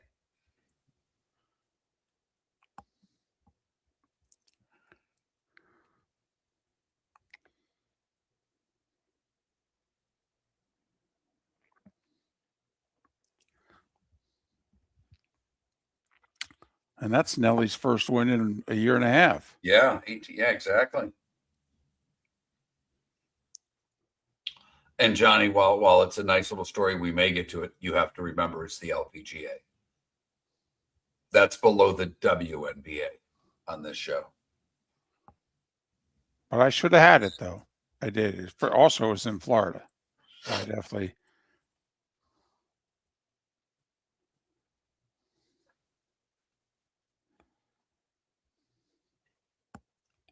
Very varying temperatures in here. I can't seem to get like perfectly comfortable. Either a little cold or a little warm. Might have to go with the slippers instead of the socks. Not sure.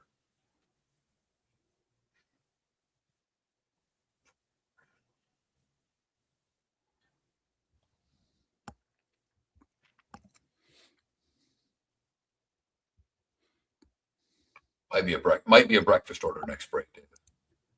Ooh. What are the choices? Quite a lot.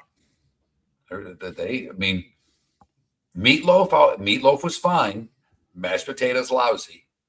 Burger was it's fine. I can do it. It's a burger. Steak fries, pretty good. So the next meatloaf will be with the steak fries and gravy, just for what it's worth. That'll be too much, Javier. It'll be too warm. I can tell you right now. They're an incredibly strange team.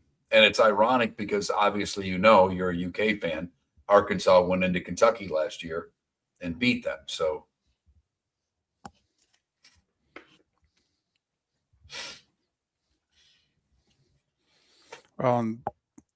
didn't they win after getting shellacked at Vandy by like 25 to 30? Yeah, they went one at Arkansas, right? By the way, there's one official in that game who should be given the rest of the year off. He called 6 technicals.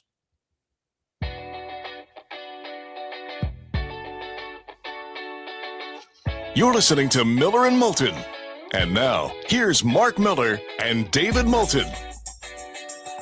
21 minutes past the hour on this first Monday of February.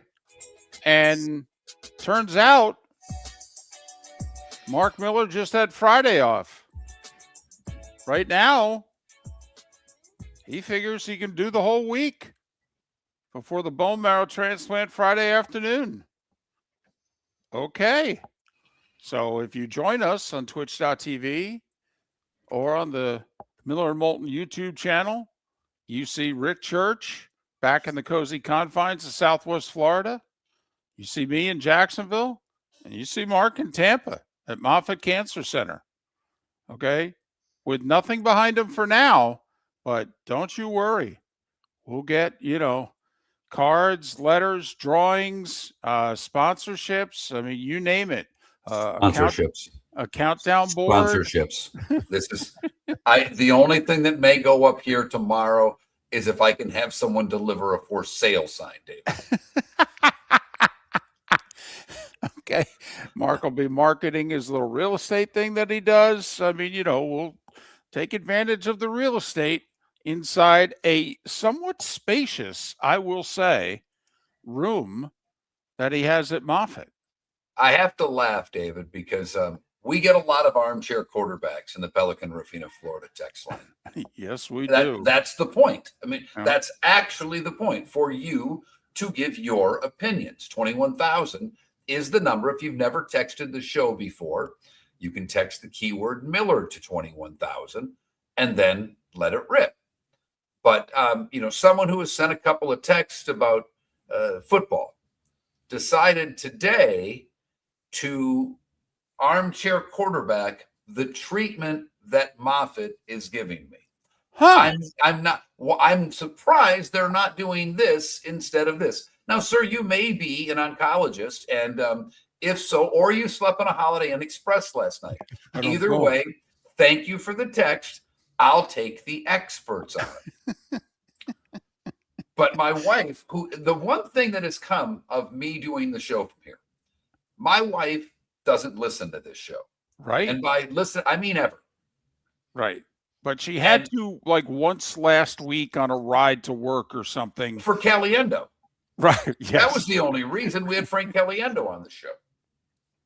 But she's listening this morning because obviously my daughter, and I won't be able to see my daughter for a while. So my daughter wanted to listen, and I think it was my daughter who brought up a great point, because earlier in the show you spelled Moffat on the air, 2 F's, 2 T's, when you compared it to Bud Elliott. And I have to bring up a story because, David, as you and I both know, going through all the things we've gone through in the past few years, insurance is a joy. And by a joy, I mean a pain in the ass. Yeah, it can't suck enough, right? And so I was a couple of months ago and trying to get getting this around, all the things that go with this. Sure. There's a lot of logistics and they're a pain in the ass. Anybody who's had to go through any health issues understands exactly what I'm talking about. Those that haven't, I'm sorry, you probably will one day. I hate to say it. I hope you don't, but you probably will. And I was on the phone with Florida Blue a couple of months ago and said, I have to go to Moffitt Cancer Center for a bone marrow transplant. Moffitt, what is that? And so I spelled Moffitt for her. And my wife reminded me of how I spelled it for her on the phone, because my wife and daughter were both in the room.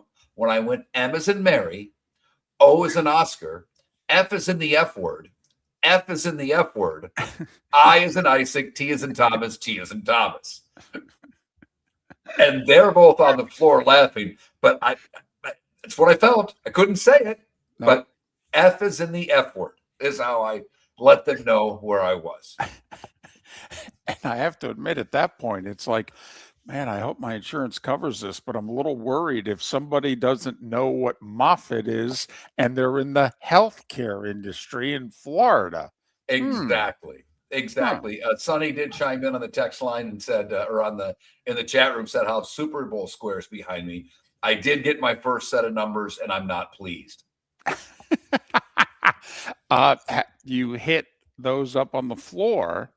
Are they willing to do Super Bowl squares? Well, I think at some point that, the one liked hockey a lot, I am going to ask one of the nurses, is there a square board going around for the Super Bowl, or do I need to start that? Right. And once again, officially, we've got to put this on the record.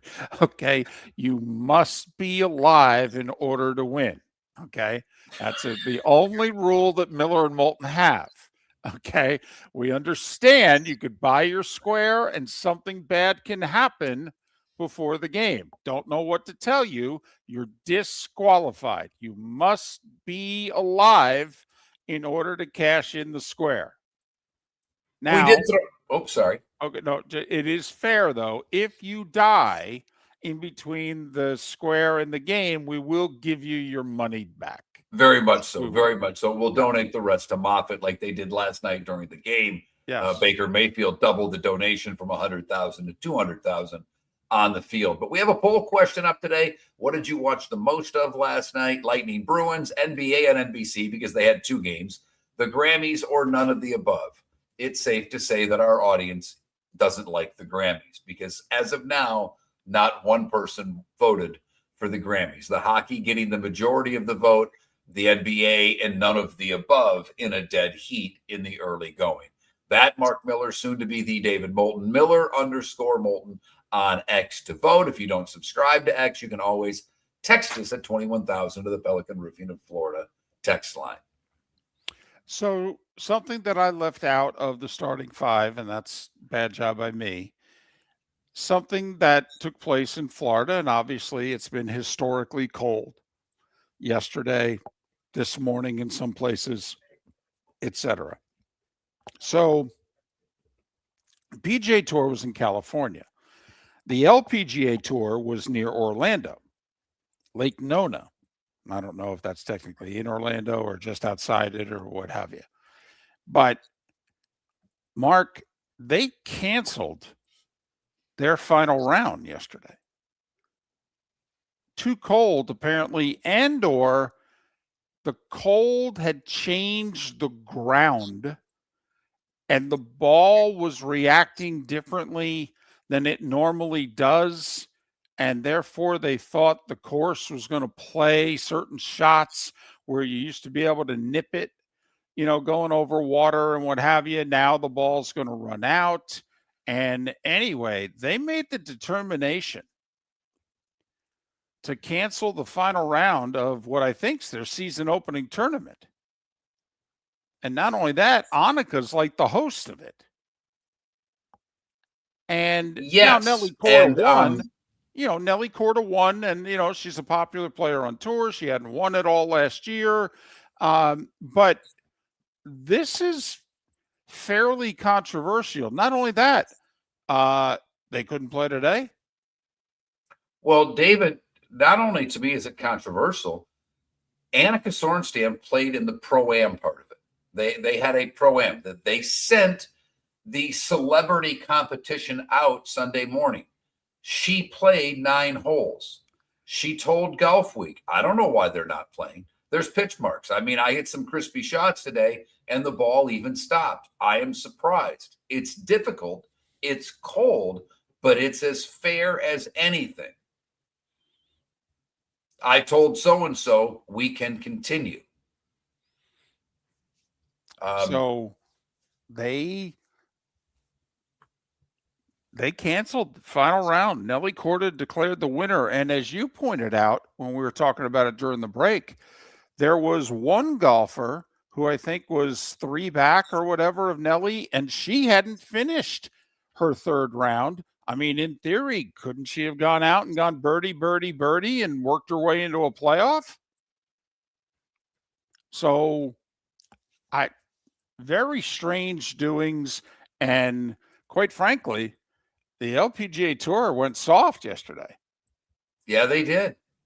They did. And look, I get it. I mean, it was historically cold in Florida. Yeah.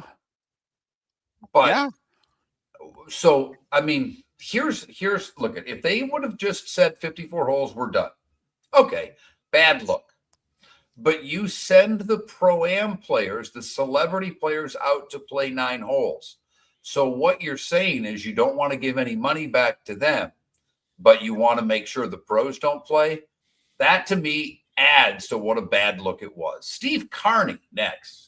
Your roof is your home's first line of defense. At Pelican Roofing of Florida, Ronnie John and their team bring years of experience to protect what matters most, your family and your business. From residential repairs to large-scale commercial roofing, we deliver honest work, fair pricing, and quality you can trust. An upgrade on your roof can lower your insurance costs. Don't wait for a leak to turn into a disaster. Call the experts at Pelican Roofing today. 1-866-9-PELICAN. That's 1-866-9-PELICAN. Online at PelicanRoofingCompany.com. CCC 1332512. Let's talk the big differences between Floor Meisters and the big box store that sells flooring. Floor Meisters is family owned. They do flooring, not doors, nuts and bolts, or weed killer. They specialize in it. They know it.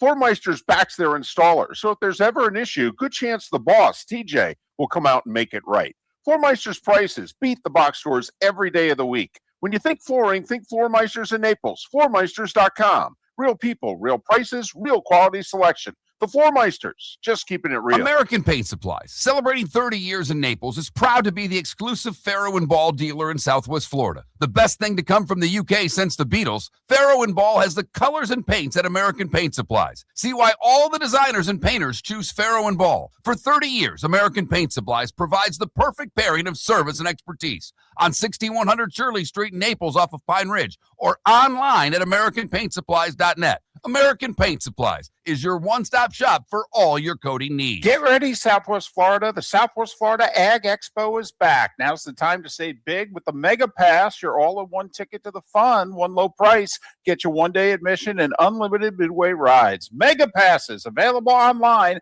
through February 26th at swflagexpo.com. Don't wait. Grab yours. Get ready for roots, rides, and real fun. Lee County, building a better community through business, sports, and tourism. This is Miller and Moulton.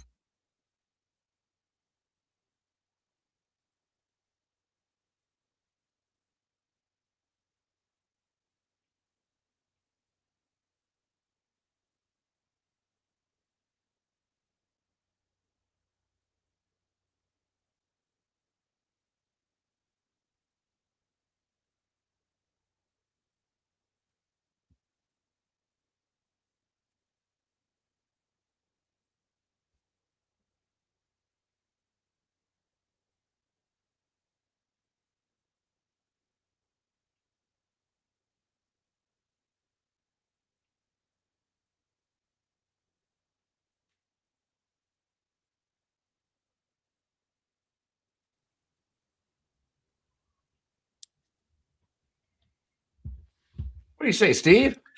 Hello, friends. How are you? I can't complain. I really cannot. How are you? I'm, so far so good. I just started. I had my first chemo last night. They said it'll be a week before it really hits me. So, Okay. well, like I said, I'm not too far from Moffat. So if you need anything from me, you can always give me a shout. Thank you very much. Very nice of you. Did you go last night? I was producing last night, so I unfortunately was back at Benchmark International Arena. Okay. That's where we produce everything out of. So, Bowman Road. Hey, I don't know if you, and I couldn't find it. Is there any way, and I know it's on another station, so but I think we can run it after the fact. They used to put a lot of the radio stuff up on X, and you could get Michigan's calls. Mm-hmm. I'm not seeing them unless I'm looking in the wrong places, because I was trying to find his call of the goalie fight, and I had no success. At Bolts Radio is the Twitter. Okay. That's a great start. Yeah. Morning, Steve. Hey, David. All right. Oh, let me see here. No, it's probably there's game high. Yeah, there's a lot there. I just couldn't find it. I didn't know that existed. Because I have Michigan's personal one, and he doesn't put anything on that, obviously. No. All right, great. Because I have found a fun little downloader so I can take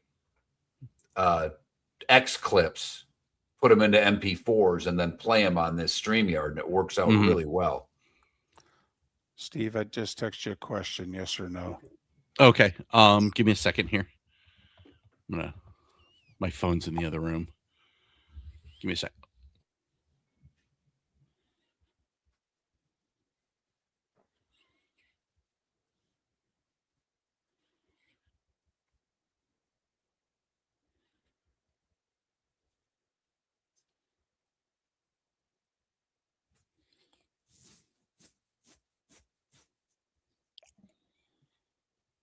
That's it, Tim. That's it. Every day's a new day.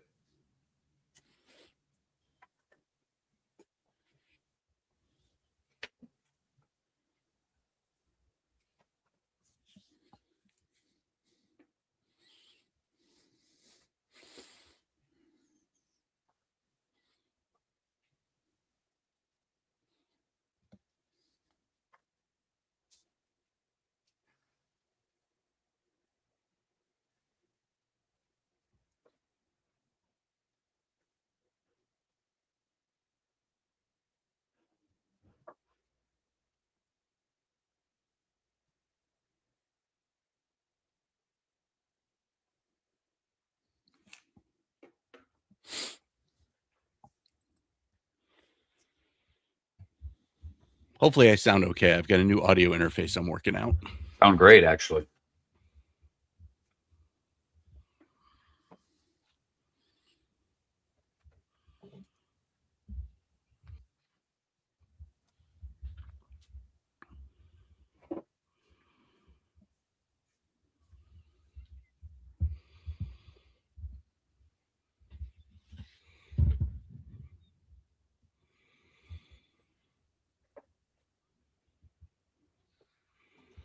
Ten seconds.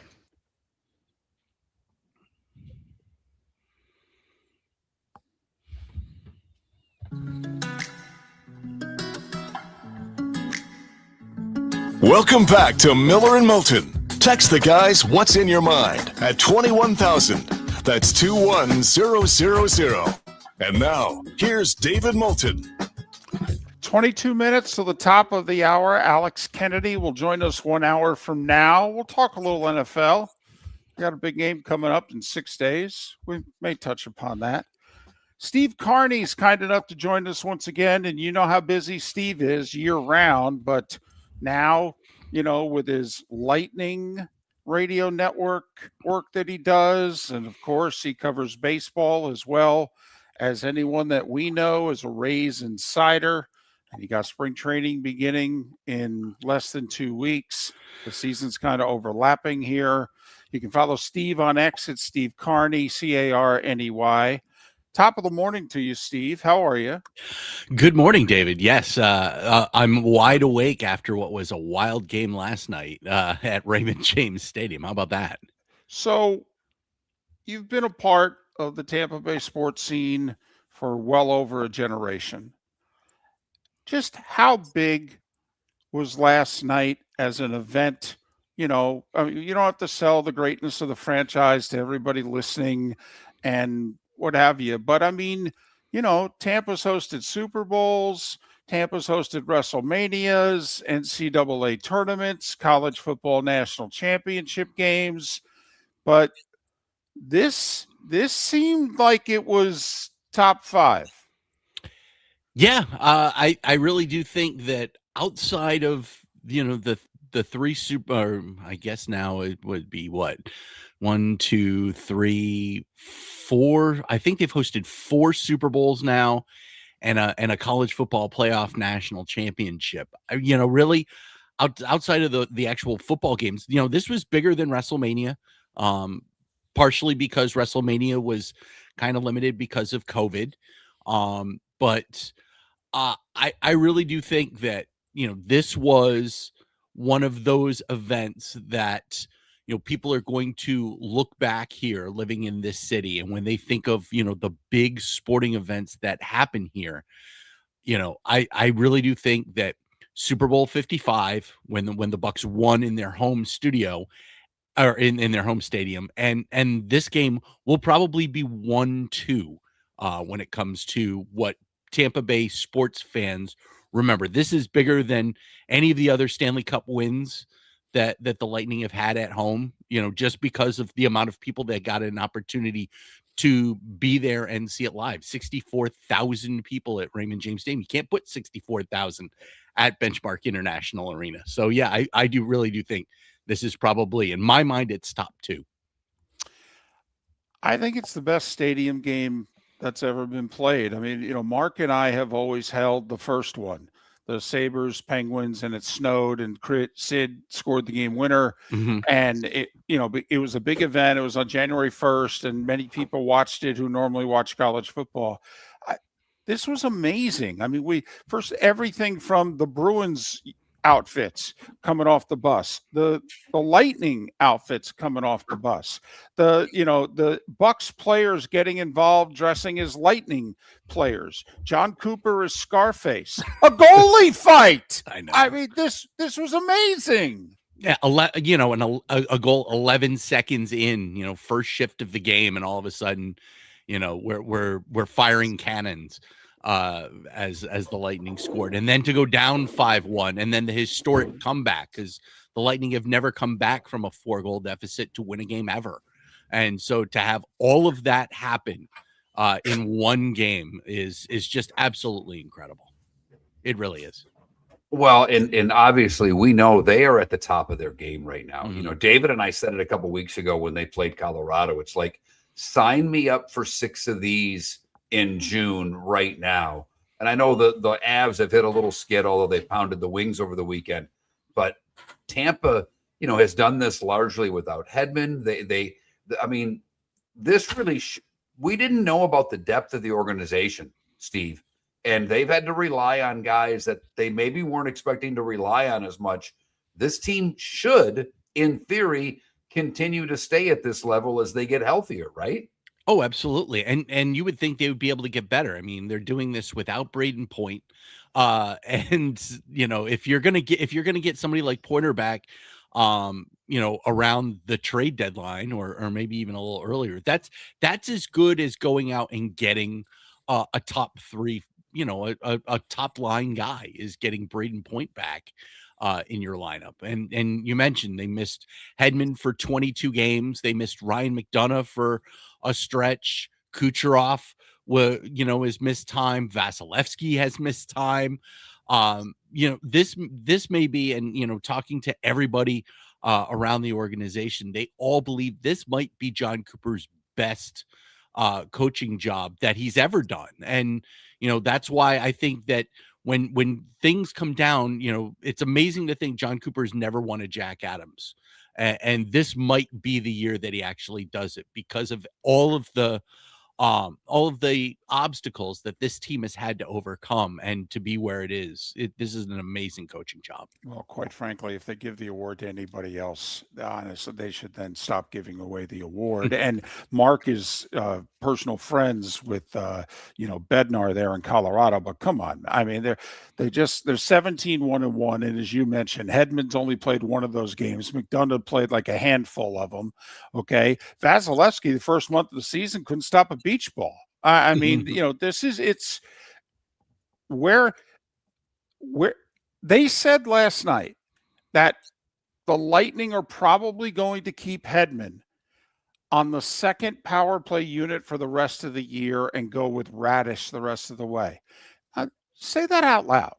Okay, that Victor Hedman would not be on anyone's first power play unit, an Olympic team, a Lightning team, and what have you. I mean, we've been searching for this. Where did this come from? Where did these guys win at the AHL level and we missed it? Where did these guys come from? I looked at Darren Radish, and this is a guy that's is doing this at the exact right time because he's going to get paid for this. He's coming up on needing to be the next guy to get paid. And I laughed. Sean McDonough said it a couple of times during the game. Nobody has hit, has struck the puck as quickly as Radish has over the course of this year. He's got over 60 shots that have gone at least 90 miles an hour. That's the most in the NHL by far. And when you're able to just unleash that howitzer at the blue line for a power play, and during a power play, that's a great weapon to have. And thank God that he's wearing a Lightning sweater and not somebody else's sweater this year. Well, and correct me if I'm wrong, Kucherov doesn't have an MVP either. And he's been up for it, but there's this McDavid guy that seems to win a lot of awards. There's this McKinnon guy that's pretty good. And yet when, and this is, they played the Wings a while back, and I watch, and I'm a Wings fan. I watch it's varsity and JV. Like Detroit's having a nice year. When you see them get on the ice against a Tampa, when you see Tampa play Colorado, there's another level of the elite teams. And to me, it's largely, and I know there's more to the team than this, Steve, but when you see the power play and you see what Kucherov does and his vision, he is something to watch. And I don't know if he'll get the MVP this year, but he's going to be in the running once again, and he's not leading the league in points. Well, yet. Yet. I mean, he just had 4 more last night. Right. Here's a great stat that Dave Mishkin mentioned in the game against Winnipeg the other day. Kucherov finished the month of January with 31 points, and that's he was the NHL's player of the month. And there aren't a lot of guys who have done that multiple times in their career. Kucherov has done it 3 times, and the players that have done it 4 times or more is just ridiculous, because it's Connor McDavid, it's Brian Trottier have done it 3 times. Phil Esposito has done it 4 times. And then you go up to Mario Lemieux, who's done it the second most times. He's done it 14 times. And then, of course, the record for most months with 30 points in them is Wayne Gretzky, who did it, 36 times, which just goes to show you, what Wayne Gretzky is all about. But, for him to have 3 of those, and really there's only one other guy in the modern NHL right now that's done that, is just absolutely incredible. Talking Steve Carney, talking a little Lightning. We'll switch to the Rays in a moment. Tomorrow's a big day for them. Finally, I just want to end with, was that like the crowning night for Phil Esposito last night in all seriousness? I mean, 35 years ago, Bettman told a funny anecdote, and goodness knows Gary Bettman's not funny, but he said, when I was coming here in the early 90s, I thought they were renting out this one truck that moved dirt, because every time I came here, it would be the only thing where I was, and they were moving a little bit of dirt. And I used to laugh with them and go, "Oh, you were able to rent it for the day to show me that you're actually doing something." Okay. But I mean, think about it. 35 years ago, what Phil was pounding the table for, and kind of feel like it was his crowning achievement last night. Yeah, and Commissioner Bettman joked with Phil on the radio broadcast last night, because he sat down with Dave and Phil before the game to talk about this crowning achievement. And he said, the two people that are going to be the happiest about this are Phil and Jeffrey Vennick, who obviously has been hounding Commissioner Bettman for the better part of the last decade. Or dozen years to try and get one of these here in Tampa. And now that the technology has gotten to the point where they can do it, and thank God for the weather gods who made this. Who made this? I mean, they had to heat the ice to keep it at the right temperature. Right. I mean, how often do you have to do that? Amazing. It's absolutely. It was an amazing achievement. Getting 64,000 people there screaming. Nobody went home. That was the best part. The Lightning are down 5-1. Nobody's left. Everybody was there for the end. Tomorrow, Commissioner of Baseball, Governor of Florida, who doesn't show up at a lot of these things. And he shows up at a lot of things, but he hasn't showed up at a lot of sports pressers. Commissioner of Baseball, Governor of Florida, coming to Tampa for the Rays and the proposed new stadium thing. Steve, you've been around for all of it, all the hope, all the sales pitches. Mm-hmm. How does this sound and feel to you compared to all the rest? Unfortunately for me, I have gotten to the point where I'm so jaded. I'm like, call me when they put the shovels in the ground, because we've seen it all already. We've seen the pitches. We've seen, the only thing that's different this time around is the governor. It wasn't that long ago. It was only like 8 or 9 months ago that Governor DeSantis said there will be no state funds for baseball stadiums. What's changed? I mean, there's one thing that's changed. The people who own the Rays. Exactly. That's what's changed. The group that owns the Rays are now his buddies. Right. Stu Sternberg was a Democrat. So obviously Governor DeSantis isn't giving money to Democrats. So, they've got Patrick Zalewski, who is close with him. Will Weatherford, of course, was the Speaker of the Florida House. He's part of the ownership group now. So, of course, Governor DeSantis is going to get on board now.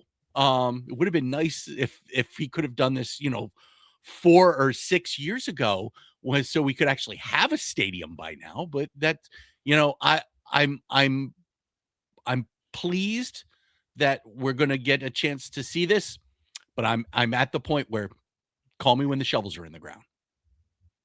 Steve Carney, he writes about Major League Baseball and the Rays. He's part of the Lightning Radio Network. You can follow him on X at Steve Carney, Carney. Steve, as always, we appreciate your time and your insight. We know you'll be there tomorrow. We'll talk soon. Guys are the best. We'll talk to you soon. Steve Carney. We think he's the best. And he's kind enough to join us once again here on Miller and Moulton.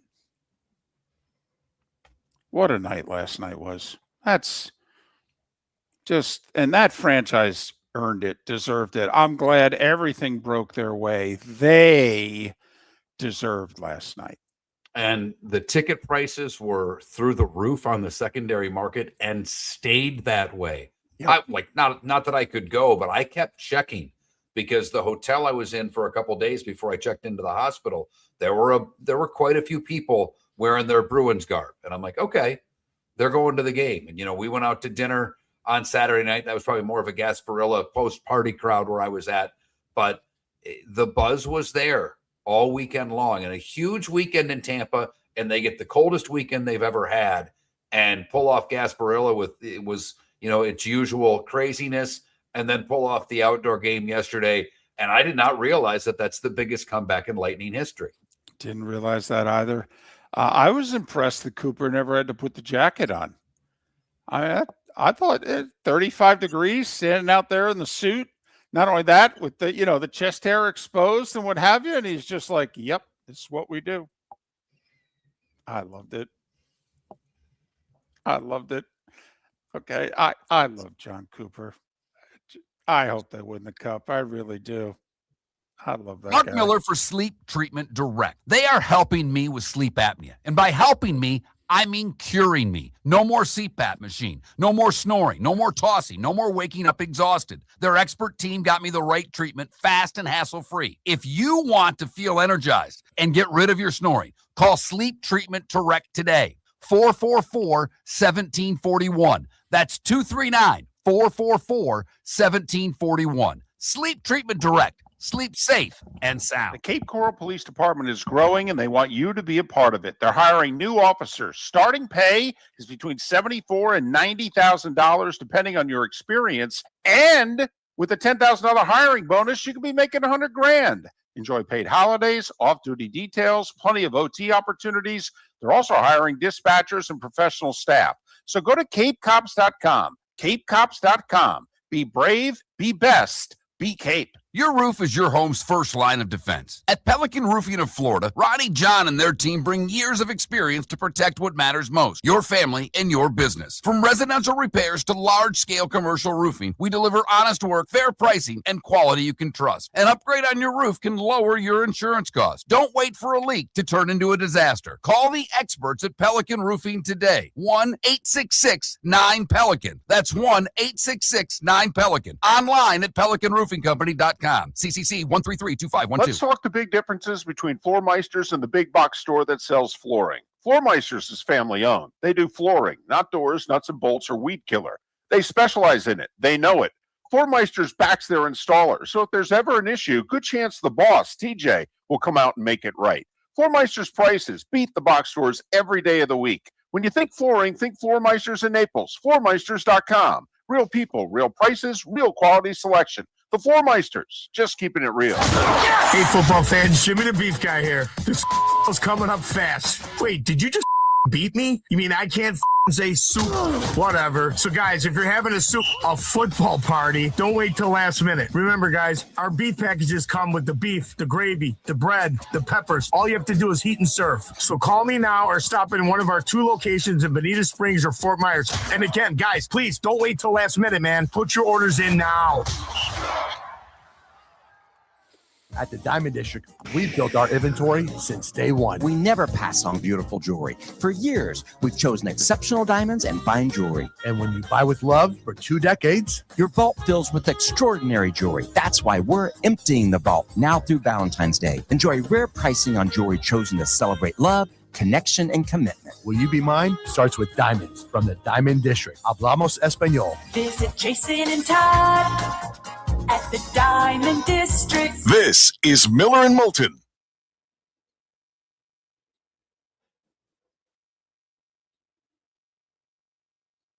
That's right, Johnny.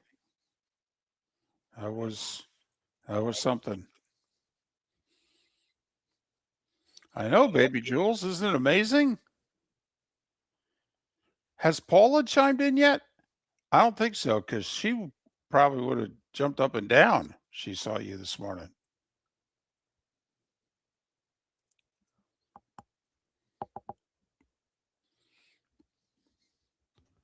Mark is an inspiration to us all.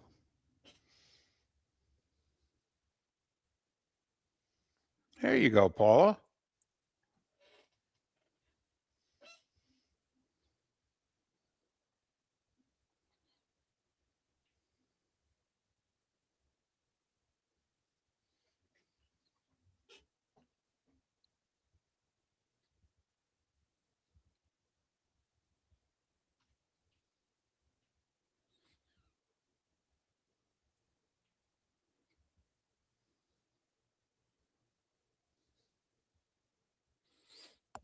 Bad golfer. Are you saying that like Hulk Hogan? Okay. Stay strong, brother.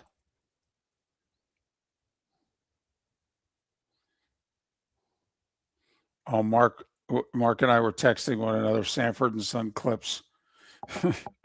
Friday and Saturday.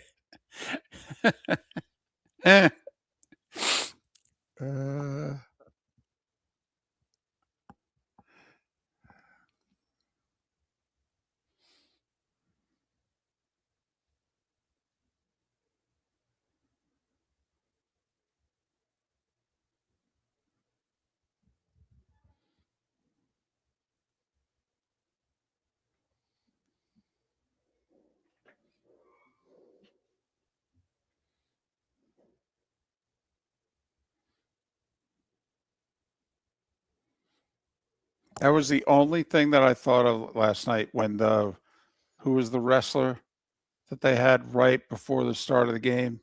And I thought to myself, they would have had Hogan.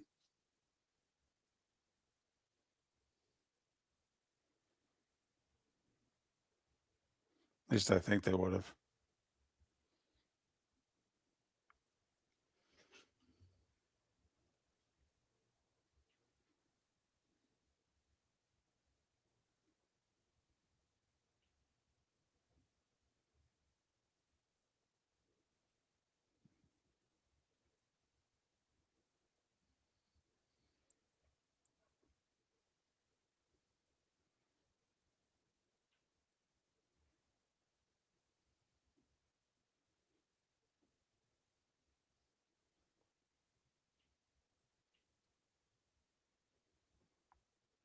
Well, Stove Up, how many times do you think Tim has performed outside when it was that cold?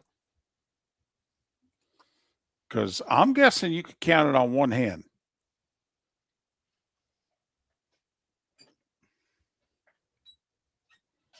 Right.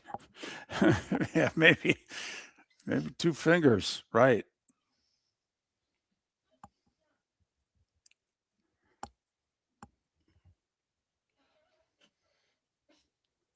Right. Got to be getting paid.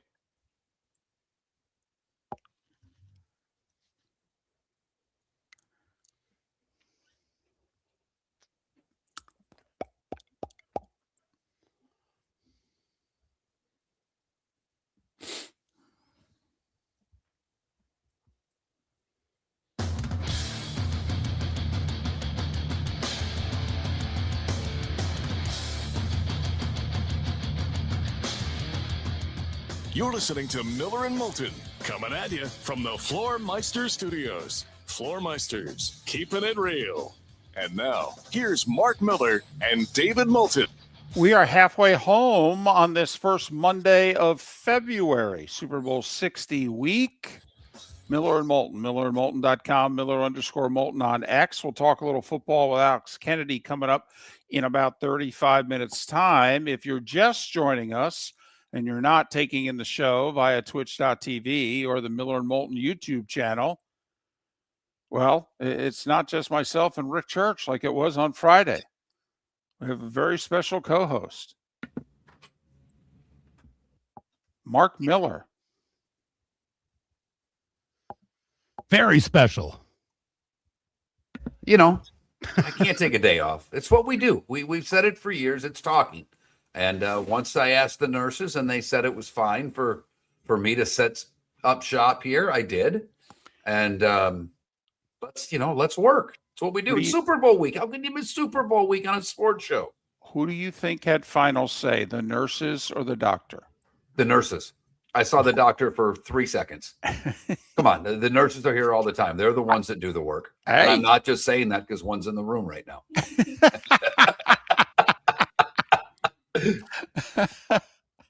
So Mark is with us, and he says he's going to plan on doing the week if he can. Obviously, they got tests and things, and they're doing things to Mark medically during the course of the week. The bone marrow transplant has apparently been scheduled for lunch or thereafter on Friday. And so Mark's like, I think I'm free. I think we're going to do this. So right now, Mark has brought his equipment with him to Tampa. He's set up in the room.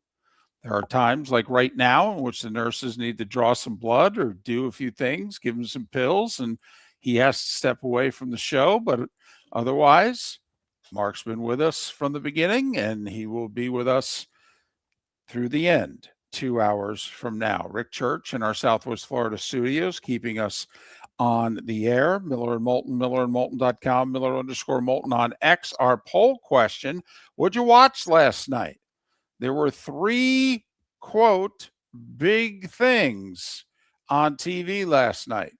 You had the Lightning and the Bruins outdoors in Tampa Bay. You had Lakers Knicks. Sunday night basketball, NBC beginning 51 consecutive weeks of sports on Sunday night. This is their thing. Hell, they brought Costas back for last night. You know, the whole NBC basketball in the 90s deal. Costas hadn't had anything to do with an NBA game for 24 years until he was doing part of the pregame last night. And then there were the Grammys. Now, our poll question, apparently very few of you watched the Grammys. We'll see what the ratings are probably tomorrow or the day after. I know us hockey fans are hoping that somehow, some way, that game had traction last night. How dramatic it was from the start to the middle to the end. What a great scene. Yes, we would have loved for it to have been on ABC instead of ESPN. That's usually 20% ratings bump right there. But we'll see. Mark, if you had to predict, the Rangers-Panthers was that a Friday? Yes, and it was ABC though, right? Well, now I don't even remember because I'm jaded because I watch all the games on YouTube TV, so it's just on. I don't know what. I thought it was TNT. Oh no, you're right. You are right. It was TNT. Thought it was TNT. That game drew just under 1 million. If that did just under 1 million on TNT on a Friday, right? Then the Lightning game last night will do. Now it's not going to do huge numbers, but it'll do over 1 million. So 1-2, maybe 1-4, maybe. Hope so. I think it'll do. Because ESPN does a better number than TNT for damn near everything.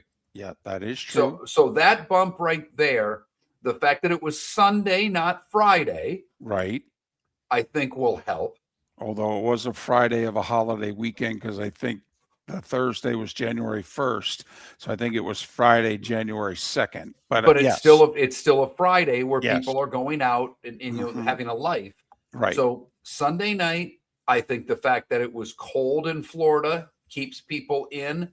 Boston is, one of the 3, if not 2 best hockey markets in the country. Correct. And not just Boston, but the entire Northeast watches hockey. So you add that in with Tampa being a top 10 market, and we all know the Lightning are a big deal around these parts. I mean, even, smaller markets. I'll be really curious. I'm going to, we used to have friends over at NBC, ABC. Right. Well, A, some of them have gotten jobs. B, and then they changed their slogan, and we've been a little critical of it. Just a touch. I mean, only the mighty muscles are saying critical, huh? Right.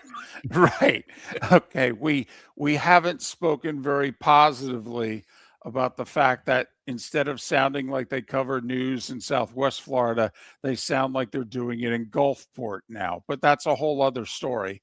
So I don't know how many friends, because to your point, a lot of our friends have left.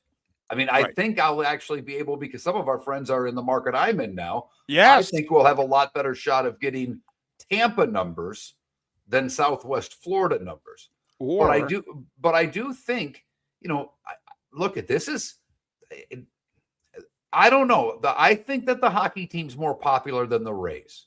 I do. Now, Steve Carney. What's that? Oh, I do too. Yeah. Yeah. Now, Steve Carney, and there are others that would argue, because remember, the Rays television and radio numbers are fantastic. They really are. And they've never played in Tampa. So we'll see going forward how much that the Rays cut into the, Lightning fandom. But as it was pointed out with Steve Carney, and as we pointed out, this is generational. And I didn't ask the young nurse that was all fired up watching the game that apparently when my male nurse was giving my chemo last night, she was double arm pumping down the hall watching the shootout. But I will ask her whenever I see her next, was Dad a Lightning fan? That's part, because this is now generational in this family. Sure.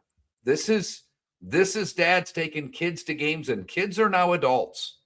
I mean, that is a phenomenon that when someone mentioned that Vegas, when I said Tampa doesn't hold a candle, and I'm not saying that they're Detroit or Buffalo or Boston, but damn it, they're right there.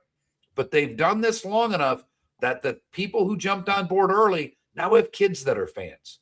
And you saw that with some of the shots they were showing last night of families going to the game, all decked out in Lightning gear. And there were a lot of Boston fans there last night in an event like that. Of course there were. But it was obvious who the home team was. Not like when you watch a Rays game against the Red Sox or the Yankees, if you know what I mean.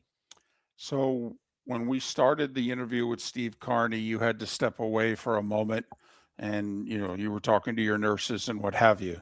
And I just asked Steve, as someone who has lived and worked in that market for basically his adult life, and said, so as an event, Tampa has hosted far more than people, I think, realize.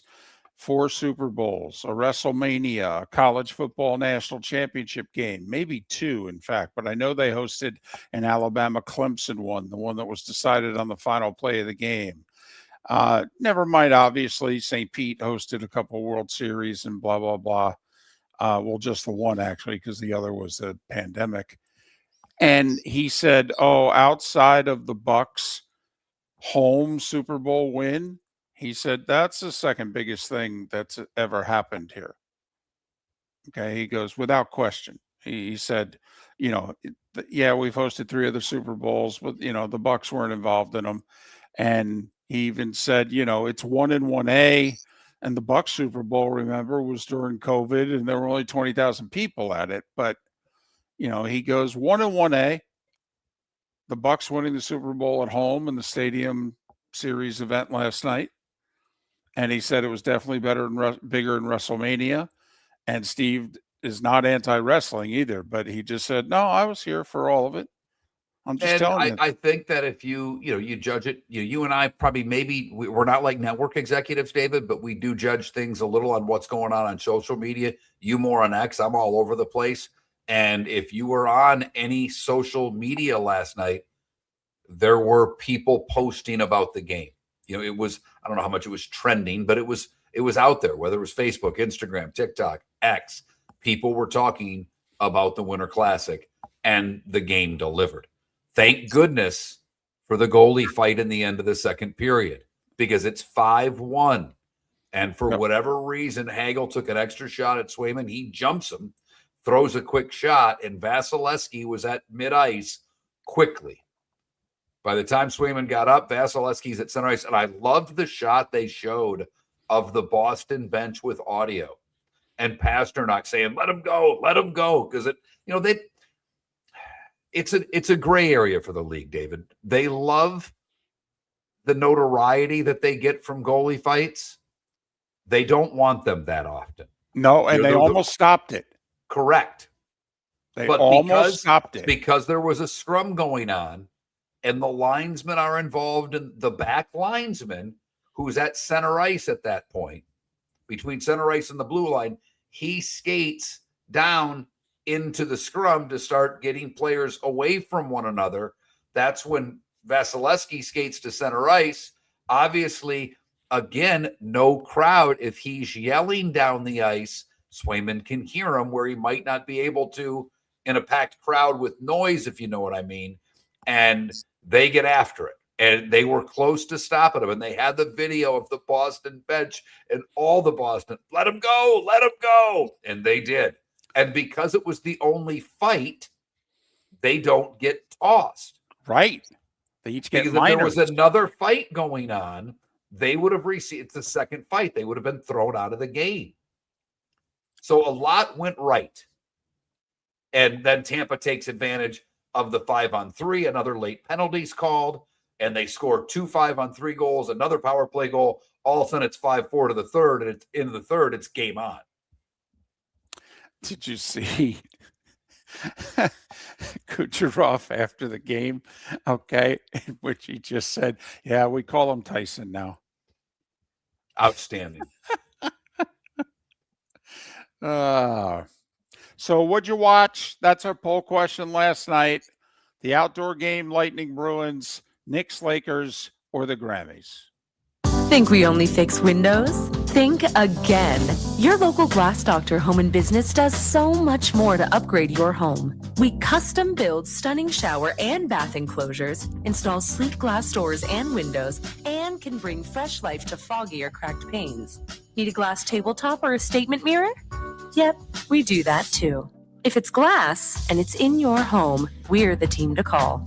Call the Glass Doctor, we fix your pains. Oh yeah. Your roof is your home's first line of defense. At Pelican Roofing of Florida, Ronnie John and their team bring years of experience to protect what matters most, your family and your business. From residential repairs to large-scale commercial roofing, we deliver honest work, fair pricing, and quality you can trust. An upgrade on your roof can lower your insurance costs. Don't wait for a leak to turn into a disaster. Call the experts at Pelican Roofing today. 1-866-9-PELICAN. That's 1-866-9-PELICAN. Online at pelicanroofingcompany.com. CCC 1332512. Let's talk the big differences between Floormeisters and the big box store that sells flooring. Floormeisters is family owned. They do flooring, not doors, nuts and bolts, or weed killer. They specialize in it. They know it. Floormeisters backs their installers. So if there's ever an issue, good chance the boss, TJ, will come out and make it right. Floormeisters prices beat the box stores every day of the week. When you think flooring, think Floormeisters in Naples. Floormeisters.com. Real people, real prices, real quality selection. The Floormeisters, just keeping it real. American Paint Supplies, for nearly 30 years, is your one-stop shop for all your coating needs. If you are a designer, a contractor, a professional painter, or a weekend warrior, American Paint Supplies is the place where experts go to get expert solutions. At 6100 Shirley Street in Naples off of Pine Ridge, American Paint Supplies delivers the best solutions with the best products with the best support. Meet Gene and his team today at American Paint Supplies. Call 239-566-2700. That's 566-2700 or online at AmericanPaintSupplies.net. This is Miller and Moulton.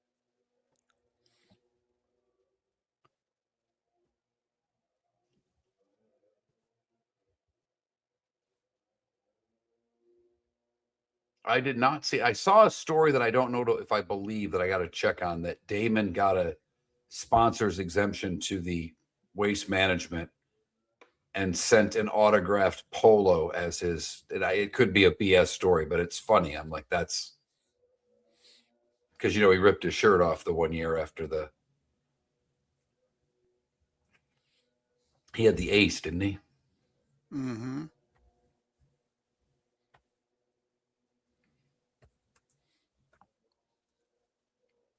No doubt, RCB. And not only that, they're 17-1-1 in their last 19. I mean, do you really think deep down the Lightning want to stop playing hockey as an organization? Hell no. But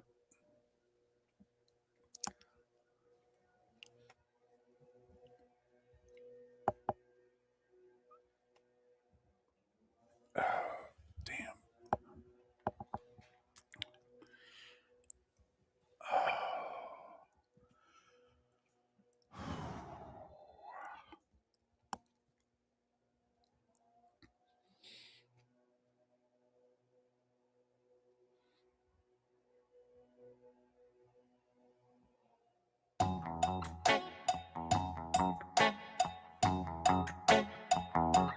'You're listening to Miller and Moulton. And now, here's Mark Miller and David Moulton. 21 minutes past the hour. Alex Kennedy in a little more than 15 minutes time. A lot going on in the NFL. We reported it in the starting five. The NFL making some of it official in the last half hour, officially announcing some of the international venues, not the games, but the venues, including a multi-year deal. Weren't the Dolphins involved in the Madrid game? Yes, they were. Yes, they were. That was the first game in Spain. Apparently it went over swimmingly, and the NFL and the folks at Real Madrid have announced a multi-year agreement where they will have at least one game a year in Madrid. So 8 venues have been officially listed. Goodell is on record as saying the NFL was going to play a game next season in Mexico City. That's not yet been officially announced. The other 8 international destinations: Melbourne, in which apparently the Rams are the home team; Paris, in which the Saints are the home team. There are 3 games in England, 2 in Tottenham and 1 in London. There's Madrid, there's Munich, and there's Rio. And if Mexico City happens, and Goodell a few weeks ago said it was happening, then that would be 9 games minimum at international locations in 2026. It's going to be a big 12 to 16 months for the NFL in this sense. They want a new agreement with the players. They want the players to agree to 18 games. To do that, they got to tear up the CBA. Once they get it, they can tear up the TV deal. And if you think the networks are paying a lot now, throw $1 billion on top of it for every network. Seriously. I mean, Mark? And this all started because of the NBA deal. Yeah. I mean, the NFL looked, Park Avenue, Goodell, and the business people looked and said, they got what? Yeah. The NFL said, hold on a second. Is this reporting accurate? You mean NBC is paying the NBA more than they're paying us? And if somebody goes, well, they're televising a lot more games. And the NFL's like, I don't care. Rip it up and call Apple. Are you kidding me? Yeah. We're the NFL, number 1, and number 2, it's the number 1 show in prime time. Period. Has been for over a decade. No. And then it's like, wait a minute. ABC, ESPN's paying the same amount of money to the NBA that they're paying us? Yeah, I don't think so. Seriously, if it's a quick billion, just a quick billion, they get it from ESPN, they get it from NBC, they get it from CBS, they get it from Fox. Well, that's $4 billion more. who else we want to talk about here? What if they create that 9:30 a.m. Sunday window with the international games? Well, that'll bring in a streamer. That'll be at least an extra $1 billion. At least.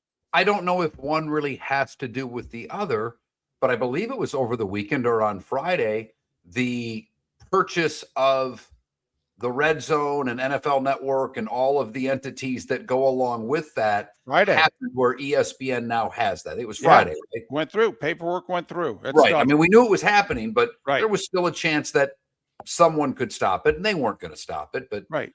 So the ESPN gets their hands on various NFL properties, and officially now they get their hands on Red Zone, right? But the NFL now owns 10% of, as Dan Patrick calls it, the mothership. The NFL owns 10% of the network. Which makes for interesting negotiations, doesn't it? Well, I mean, I know they have no say-so, but it's like, it does make you wonder, do they know what the bids are? What are they, are they going to be told, well, here's what you have to bid to continue to get what you get? Because for as much as Monday Night Football is a huge part of what ESPN does, and the numbers this year, and this isn't because David's sitting there and works on Monday Night Football, this is the best numbers they've ever had. They had the best schedule they've ever had, and their numbers were through the roof. Yeah, and it's funny. I don't know about the schedule, but yeah, I mean, you're still just in shock of how many times you had to go west, David. Let's be honest. I'm still recovering. Exactly, and you'll be better by March Madness, I think. I hope I can recover by then. It's because I'm in such great shape. Whew. But the other part of this, purchase that I guess doesn't get talked about as much, because when you think of what ESPN's paying, people immediately go to Monday Night Football, and they should, because that's the biggest thing that ESPN gets. Right. But they also get all of the highlights for all of the other shows they do. Correct. The NFL Live and, the Sunday morning show, which is really good. NFL matchup that they still do. I mean, there are so much programming on that network is built around highlights from the National Football League. And that is one of the main reasons why ESPN spends the money that they spend. Monday Night Football, a big part of it, but the rest of their programming wouldn't have the ability to get the things they get from a highlight standpoint without it. I believe now ESPN/ABC is going to get 27 games a year. Now, I don't believe they're all going to be double headers, because obviously there's 18 weeks in a season, 17 games, 18 weeks. And then right now, ESPN gets a preseason game and 2 playoff games. Now, I don't know if next year they get 3 because they've got the Super Bowl, or if they're going to have to give up one of their 2 earlier round playoff games because they have the Super Bowl. But anyway, so wow, what network are the Texans going to be on then? But boom. I know. Are the Texans allowed to appear on any network for their playoff game that isn't ABC, ESPN? By the way, your West Coast trips, David, and I know you're not working with Gary because he retired from CBS, and you're not doing Saturdays this year, but the fact that the Rams in Seattle aren't going anywhere, right? And Denver's really good. Yeah. You're going to go out west a lot again next year, my friend. You think? And think about it. Washington, who had a good year 2 years ago, got a lot of primetime games. Well, they fell off. They'll come off the map. Now, the Patriots will jump back on in their place, but it will be interesting how when we get to the schedule, we got plenty of time from that, but how the primetime games will shake out between Amazon, NBC, and Monday Night Football on ESPN. But the reason that the number is 27, my understanding is that ESPN is now getting the NFL Network games, because I think there were 3 or 4 doubleheader games. So if 20 regular season and playoff games, you throw in the preseason game, that's 21. If you throw in 3 or 4, that gets you to 24, 25. But then NFL Network gets 2 or 3. The Saturday morning games. They get the international games. Right. And so my understanding is that those will now be on ABC, ESPN, that's the deal. It's 27. I don't think it's more work for Joe and Troy because, quite frankly, they, just can't travel-wise do they can't do Herb Street's schedule, if you know what I mean. But not without renegotiating their contracts. well, they are up in a year, so they're probably going to do pretty well. That's at least what I'm led to believe. I hope at least one of those two guys does well. That's all I know. Well, our poll question says you watched hockey last night. That makes David and I happy.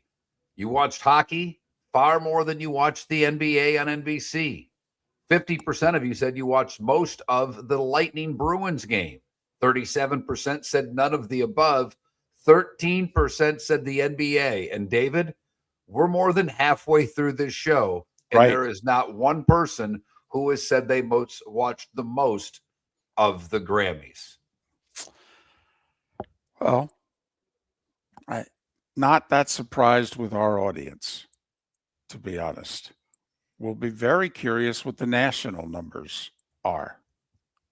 Miller and Moulton. Alex Kennedy, Pro Football Network, next.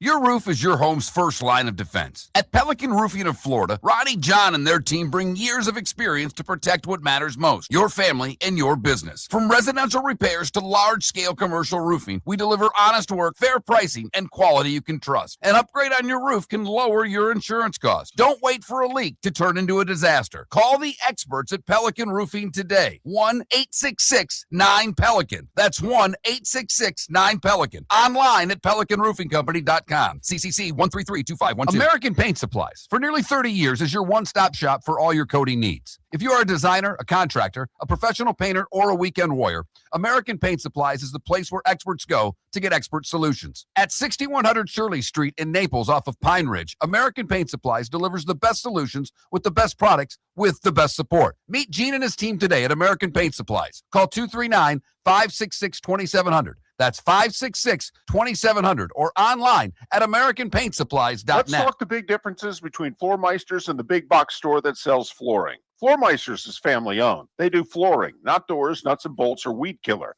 They specialize in it. They know it.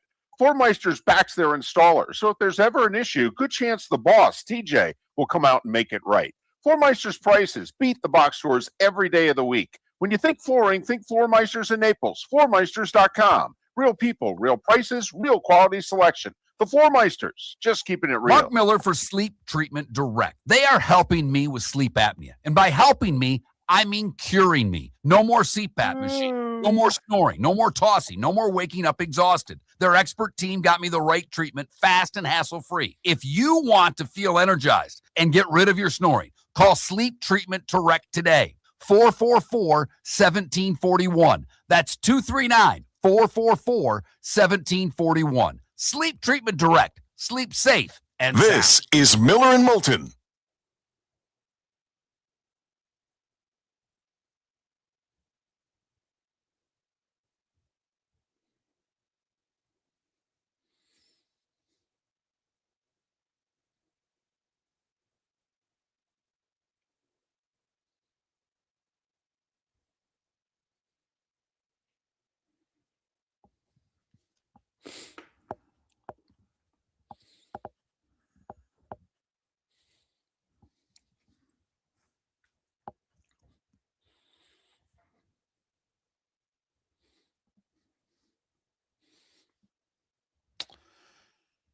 Backsburg, I don't think so. But technically they could because they now own NFL Network. So they could just send those guys out. Technically they're employees.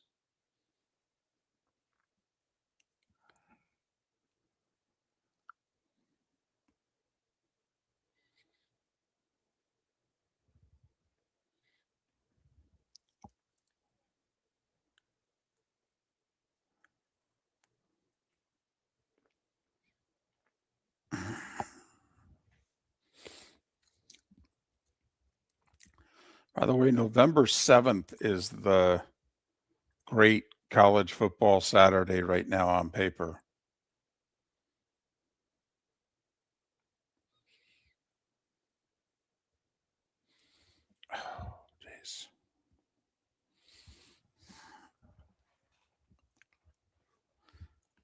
Ooh.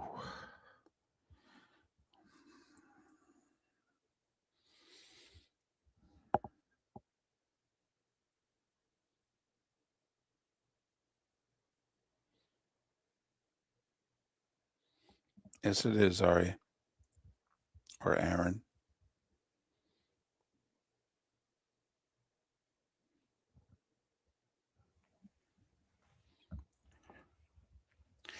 Still in the 20s in Jacksonville right now, folks.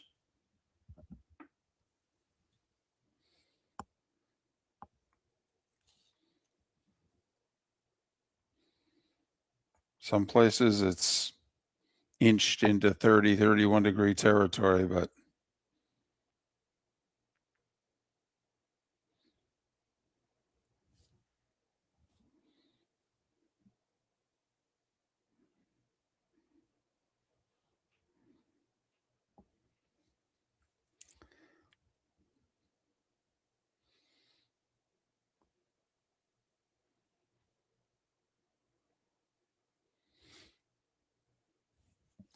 by the way, apparently Friday morning is going to be really cold. Again, kind of similar to today.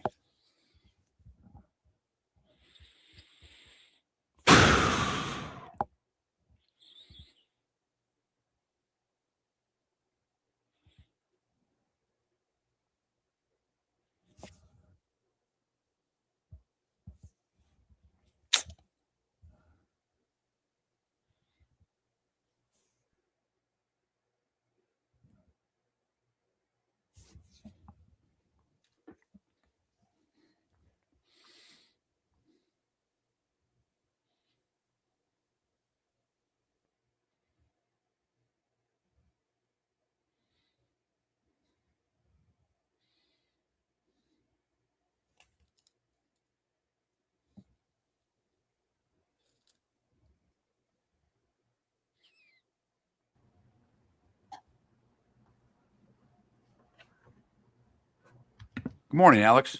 Hey, how's it going? Good. Thanks for doing this. Appreciate it. Yeah, of course. Thanks for having me.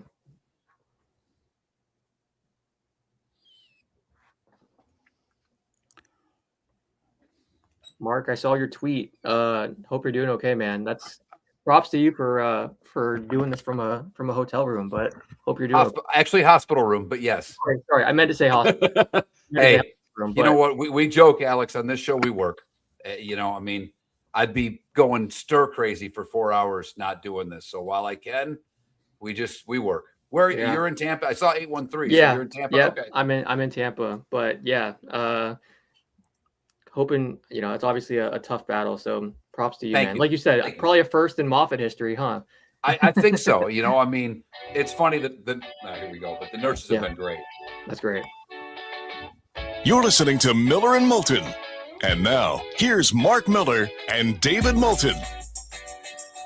22 minutes to the top of the hour. Miller and Moulton, millerandmoulton.com, Miller_Moulton on X. Our poll question. So what'd you watch last night?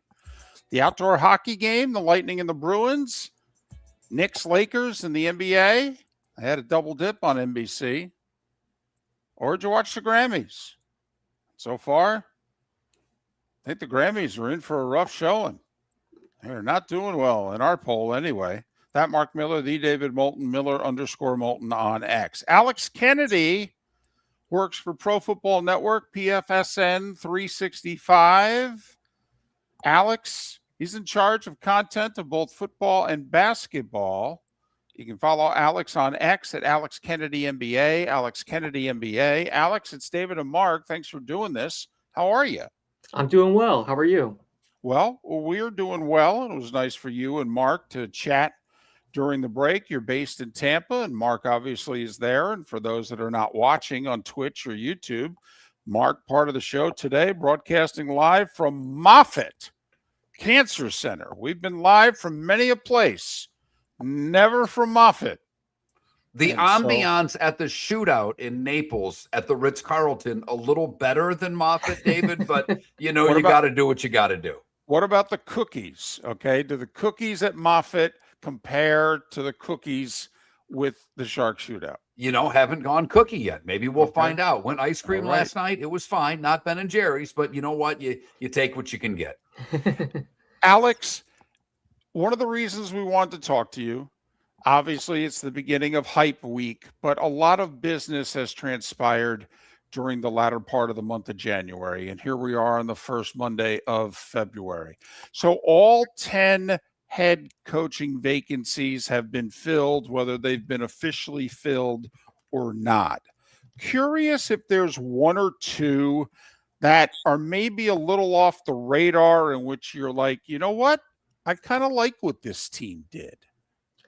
Yeah, I would say Clint Kubiak in Las Vegas. Obviously, whenever you wait that long for a hire, it's kind of like musical chairs. You're worried that you're going to run out of options. But I think they did a really good job. I think Kubiak was one of my top coaching candidates this cycle. I think he's really impressive. I was already a big fan of him during the season, but then what he's done late in the regular season and then throughout the Super Bowl run has been so impressive. Just the way he's been able to get the most out of his players. We've seen JSN, Sam Darnold, Kenneth Walker III, Zach Charbonnet. A lot of guys have had their best year under him. And then there's just times where he's able to scheme up easy touchdowns and just really make some really impressive play calls. So I thought that Kubiak hire was really great for the Raiders. I think that it makes a lot more sense than what we saw last year when they hired Pete Carroll, a guy who was in his 70s, and it was kind of touted as this win now hire. It was very clear, I think, that this team was not a Pete Carroll and Geno Smith away. They had too many holes. It makes sense to go get a guy like Kubiak who can develop this young core. And, they're going to probably go out and draft Fernando Mendoza. So you want to bring in an offensive mind to kind of help coach him up and get the best out of him. They have Brock Bowers, Ashton Genty. I think Kubiak can be a long-term solution for them to get the most out of this offense. And I thought that hire was great. Obviously, some of like the big splashy hires, I think Kevin Stefanski in Atlanta and John Harbaugh in New York make a ton of sense. I think they were two of the better coaches that were available. They are way more experienced than, some of the other names that we've seen pop up. But Kubiak's one that I don't think is getting enough attention. It obviously just happened, but because he's a first-time head coach, people have some questions, but I was so impressed with him. And then I'll say Mike LaFleur in Arizona, there were some reports throughout this process that Arizona wasn't willing to spend big on, their head coaching candidate, and that affected their pool a little bit and the candidates that were willing to take them seriously. But I think LaFleur is really interesting. He comes from that Sean McVay tree as an offensive coordinator. We've seen a lot of those guys go on to have success as their own head coaches. Liam Cohen, Kevin McConnell, Matt LaFleur. So I think that, teams try to replicate what the Rams are doing. I think LaFleur is an interesting hire. That's a brutal division, but I like going and getting, a young up-and-coming offensive mind. We've seen teams are trying to, the teams would rather be a year early than a year late on these offensive minds. LaFleur has tons of potential. I think he's a really interesting hire. And again, they're kind of in the same situation as the Raiders a bit, where they have a bunch of young pieces on offense that they need to maximize. So even though LaFleur's last stint as an offensive play caller with the Jets didn't go great, I think he could be an interesting hire for them. Let's talk about the coordinators, because it's not just the coaches that have been young that have been hired. There have been a ton of young coordinators, but talk to me, and not as young, about what Tampa and Miami have done on the OC side, because I've been very fascinated by a lot of these coordinators around the league, just like first-time head coaches. We're getting a lot of first-time coordinators, and that, hey, it can work. Obviously, it has all the chances of working. I'm kind of the school where you need some experience, but let's see, because another OC in Tampa, some history there with Baker, although it being very little, and a new OC, and obviously whole coaching staff in Miami. Your thoughts about the OC hires there? Yeah, I think in Tampa, I'm a big fan of Zach Robinson. He was someone that was kind of like the hyped up name a few years ago. Everyone wanted to hire him. He was highly coveted because he came from that Sean McVay tree. And we've seen now he has play calling experience. I would say things didn't go as according to plan in Atlanta. obviously he would probably like to have some more success there, but you also look at the quarterbacks that he had, and it wasn't great. We've seen that Baker Mayfield and this Bucs offense works really well with that Sean McVay system. It's the same thing that Liam Cohen ran. It's the same thing Dave Canales ran. Josh Grzard tried to run it, but didn't have the same level of success, but he obviously didn't coach under McVay. I think it makes a ton of sense to go get someone like Zach Robinson. Of the options that were available to them, Robinson feels like he fits in terms of the personnel and the system that they run. And then I think he can work well with Baker. We know that last time they had success with a Rams coach that had that short stint with Baker in LA with Cohen. And obviously Robinson and Baker have a relationship too from his time there. And it sounds like Baker was very involved and pushed for Robinson to get the job. So I think that helps. If you're a Bucs fan, you like to hear that Baker went out and really pushed for this guy and they went and hired him. So I think Robinson, again, a few years ago, we were hyping him up as, someone that would have been a head coach soon. And everyone's talking about him as being the next guy from the McVay tree. And it's possible that happens. I will say, I really am surprised the Bucs did not fire Todd Bowles. I felt like this was the offseason to make that move. I think extending him last offseason was a mistake. And then to not fire him this offseason when there were a lot of really good coaches available, especially once you see guys like John Harbaugh and Sean McDermott and, these other coaches getting fired, for Bowles to still be the head coach was very surprising for me, because I think this team has a certain ceiling with Bowles as the coach. He has struggled with, game management and clock management, in my opinion. The defense really struggled this past season, especially in the second half of the year. And I think that's on Bowles as, the defensive play caller. And the collapse in the second half of the year was pretty crazy, in my opinion. So for Bowles to still be the coach, it's very surprising. But obviously they had him go out and fire some of his defensive assistants. They're going to try with Zach Robinson to see if he can kind of get the offense back to where it was under Cohen and Canales and see if they can bounce back. But I was very surprised that, they didn't make that move. As for the Dolphins, I think the hires they've made have been really interesting. I think that, Bobby Slowick as offensive coordinator, there was a time when, he was really hyped up in Houston as being, one of the best offensive minds in the NFL. And everyone's talking about him and CJ Stroud. And, things haven't gone well, in the last year or two for him in terms of his trajectory toward becoming a head coach. But he's still a really good offensive mind. I thought the Jeff Hafley hire made a lot of sense too. He was another name like Clint Kubiak that was being talked about a ton as one of the top coordinators that team should pursue. And even just like watching his introductory press conference and his energy, it feels like he's the kind of guy that can motivate a team and kind of create a strong culture. So I thought they've done a really good job with their hires as well. Alex Kennedy, ProFootballNetwork.com, ProFootballNetwork.com. He's deputy editor of both their NFL and NBA content, partly why follow him on X. It's Alex Kennedy NBA, Alex Kennedy NBA. Is there a hire, though, a team that you think, like you just said, you thought the Bucs should have moved on from Bowles? Is there one of the other 7 or 8 hires in which you go, yeah, this one makes no sense to me?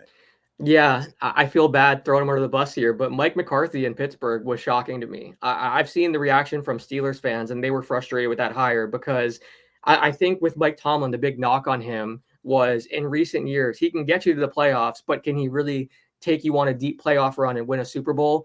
To go hire a retread coach in McCarthy who has had a similar knock on him. I mean, we saw him win a Super Bowl years ago in Green Bay, but in recent years, he's been someone that can maybe win during the regular season and get you to the playoffs, but come playoff time, he has struggled. So I know that there were a lot of Steelers fans that, wanted a younger hire, wanted one of these top coordinators that could come in and become a long-term solution. We've seen, the Steelers, when they hire a coach, they tend to commit to them long-term.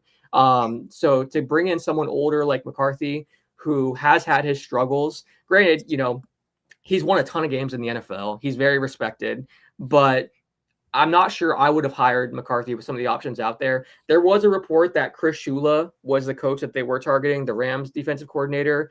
And there was a report that he struggled in his interview. And then the Rams struggles on defense in the postseason probably didn't help his cause. So it's possible they kind of had to shift from Shula to McCarthy, and maybe that's what happened. But yeah, the McCarthy hire was just one that felt a bit off to me. I'm not sure he has going back to like what I said about Bulls and just the ceiling there. I'm not sure these days you're going to win a Super Bowl with McCarthy. And I think that should always be the goal. All right. We got to talk about the game on Sunday a little bit while we've got you on. And you mentioned Kubiak, and I thought one of the points that you made of what he did in the playoffs, because, they had a big game, the second game against the Rams, the first game, not so much, but Darnold had 6 interceptions, and Darnold was not even close. There wasn't a pass that was close to an interception in that game. And I thought he schemed them up well. What does that mean for what he can do against New England and Vrabel's defense? Yeah, I think it's huge. I think, this is the best offense that New England has faced this postseason, arguably this season. You look at during the first, few games of the postseason for New England, their defense looked great. They were creating turnovers and, holding these teams, on defense. But PFSN, we have offense impact rankings where we rank every offense in the league. And New England faced the 26th offense with the Chargers, the 23rd offense, Houston, and then the Jarrett Stidham Broncos. So it's really hard to judge, is New England this dominant defense that's going to wreak havoc? I mean, even if you look at their regular season schedule, they faced a lot of really bad teams and bad offenses. So I think this is the best offense they have faced. This is a really well-rounded Seahawks team. We know that their defense is elite, their special teams is elite, but this offense is really good too. It's a top 10 offense. So that's where I think it's going to be tough for New England. They have some talent on defense. Vrabel's a great defensive coach, but I think this is by far the hardest test that they've had. Now they've passed the test when it comes to Drake May and facing, these top defenses. There's a real chance that if the Patriots win this game, they will have beat the number 1, 2, and 3 defenses in the league in Denver, Houston, Seattle. So that would be extremely impressive. And I think it says a lot about this offense that they've been able to, put up points and win games against some of these defenses. But as far as the Patriots defense against this Seattle offense, I think that's what this game comes down to. Which Sam Darnold's going to show up? Is it going to be the Darnold that's out there wheeling and dealing and, making things look easy? Or is it going to be the Darnold that has popped up sometimes where he's throwing turnovers and missing passes? Clint Kubiak's obviously going to be a big part of that. Can he, scheme up some easy plays for him and make things easier on him? Can the running game get going to take some pressure off of Darnold? We saw Kenneth Walker III had a really great game. And I think that's been a trend throughout some of these games this season. When Seattle's looked their best, their running attack has looked really good to kind of take things off of Darnold's shoulders a bit. So I'm very curious. I think this is a very interesting matchup, but I do think Seattle's the more well-rounded team. And I think we're going to learn a lot about this New England defense when they face the Seattle offense, and the hardest test they faced all year for sure. Alex Kennedy, ProFootballNetwork.com. Follow him on X at Alex Kennedy NBA. Alex, thanks for doing this. Hopefully we can do it more often. Thanks so much for having me. Mark, get well soon, buddy. And would love to come back anytime. Thanks, Alex. Kennedy, kind enough to join us here on Miller and Moulton. I don't think he's that far from you. He's in Tampa. You're in Tampa. It's a big city and all, but I don't think you're that far from each other. Probably not. You know what it might take, though? A half hour. That's the one thing I've figured out. This is one of those towns. How far are you away? 6 miles. How long is it going to take? Half hour. Yeah, right. Yeah. If you're lucky. Welcome to the city. That's right. To a city. Love it. I love it. Oh, I do too. Miller and Moulton. So 1 hour to go. There's a few things we haven't gotten to. A few things we can kick around a little bit longer. But Pat Kerwin is scheduled to be on the show tomorrow. We'll see. He's out. I'm going with the under. And you understand, the minute you text me that Pat's not doing the show because he's out west, I'm going to text him personally and say, really? I can do the show from a cancer ward and you can't do it from Santa Clara? Mark Miller for Sleep Treatment Direct. They are helping me with sleep apnea. And by helping me, I mean curing me. No more CPAP machine. No more snoring. No more tossing. No more waking up exhausted. Their expert team got me the right treatment, fast and hassle-free. If you want to feel energized and get rid of your snoring, call Sleep Treatment Direct today. 444-1741. That's 239-444-1741. Sleep Treatment Direct. Sleep safe and The sound. Cape Coral Police Department is growing, and they want you to be a part of it. They're hiring new officers. Starting pay is between $74,000 and $90,000, depending on your experience. And with a $10,000 hiring bonus, you could be making $100,000. Enjoy paid holidays, off-duty details, plenty of OT opportunities. They're also hiring dispatchers and professional staff.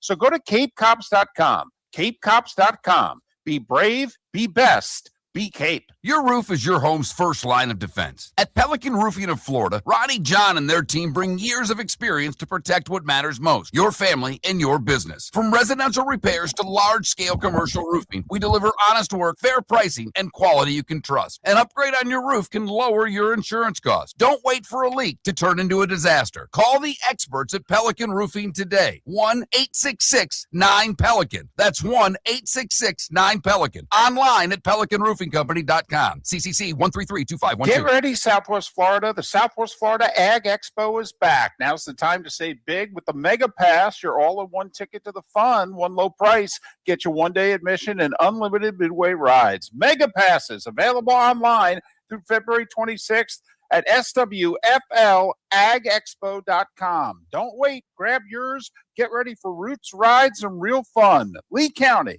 building a better community through business, sports, and tourism.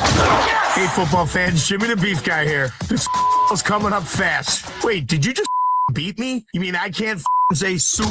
Whatever. So, guys, if you're having a football party, don't wait till last minute. Remember, guys, our beef packages come with the beef, the gravy, the bread, the peppers. All you have to do is heat and serve. So call me now or stop in one of our 2 locations in Bonita Springs or Fort Myers. And again, guys, please don't wait till last minute, man. Put your orders in now.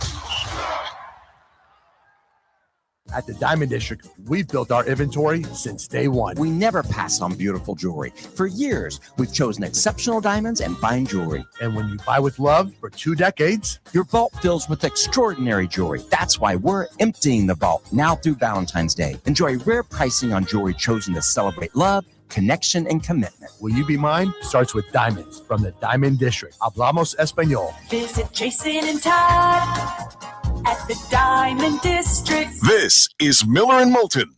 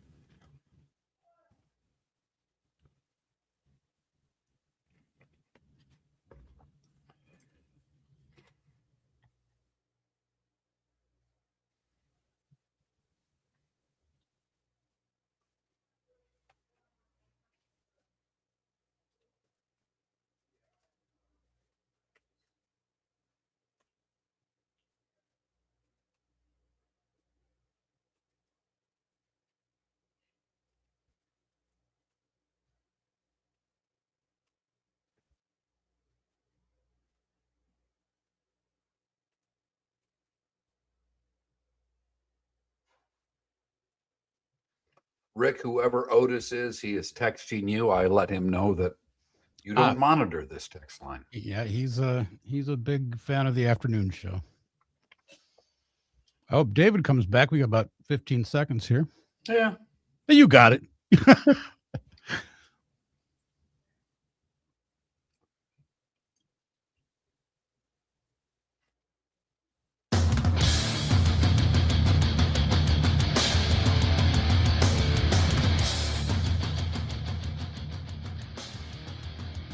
You're listening to Miller and Moulton, coming at you from the Floor Studios. Floor Meisters, keeping it real. And now, here's Mark Miller and David Moulton. The bonus hour is upon us here on Miller and Moulton. Thanks so much for listening. Whether you're on twitch.tv, whether you're on our youtube.com/Miller and Moulton page, or taking us in via the radio or one of the apps that you can catch the show. Those of you who just joined us, probably not expecting to hear my voice this morning, but, well, fact of the matter is, what the hell else was I going to do?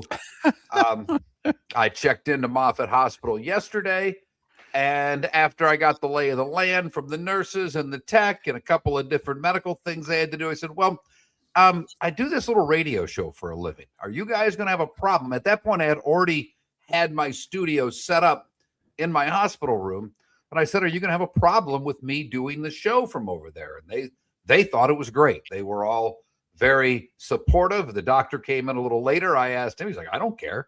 And so here we are. And as many of you have pointed out, there's one person throughout our near 20-year history who has given us a very hard time whenever we take a day off. And we don't take very many days off. But Pat Kerwin takes off less days from his show than we do of ours. And, oh, by the way, during football season, he works 6 days a week. 7. Just on the radio show. Right. Yeah. Then 7 if you include CBS. Right. Right. The NFL Today. So, yeah. Pat's next day off is sometime after the draft. But hopefully we'll get Pat this week. I don't know with the Super Bowl being where it is. I am interested in, I always love talking to him Senior Bowl week. And I don't know what he had to say Friday, but he always finds guys. And I was doing a little light reading this morning before the show about some Senior Bowl stuff of different players that, may have pushed themselves from free agent to third round pick.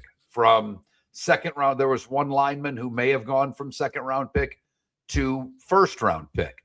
Now, there's not a lot of day one drafts at the Senior Bowl. There are a lot of day two guys and a lot of guys who may have been day three guys who moved themselves into day two.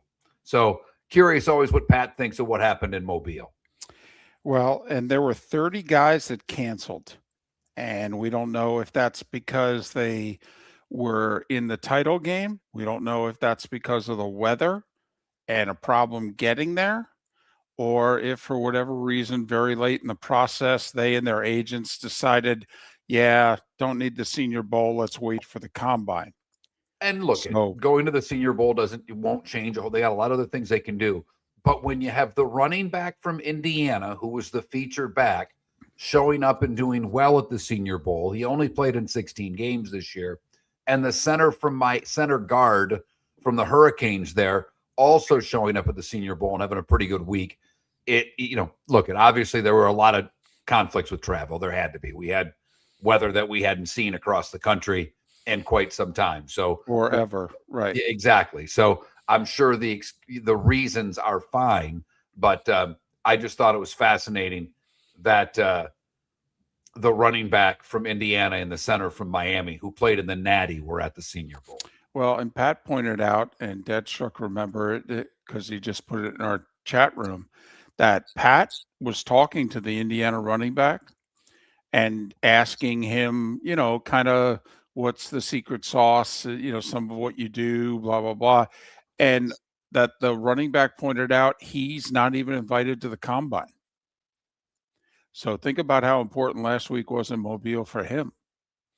As of right now, he is not invited to the combine. Now, I don't know if they do last-minute invites to the combine, but, that seems like a miss on the part of the combine, doesn't it? It does.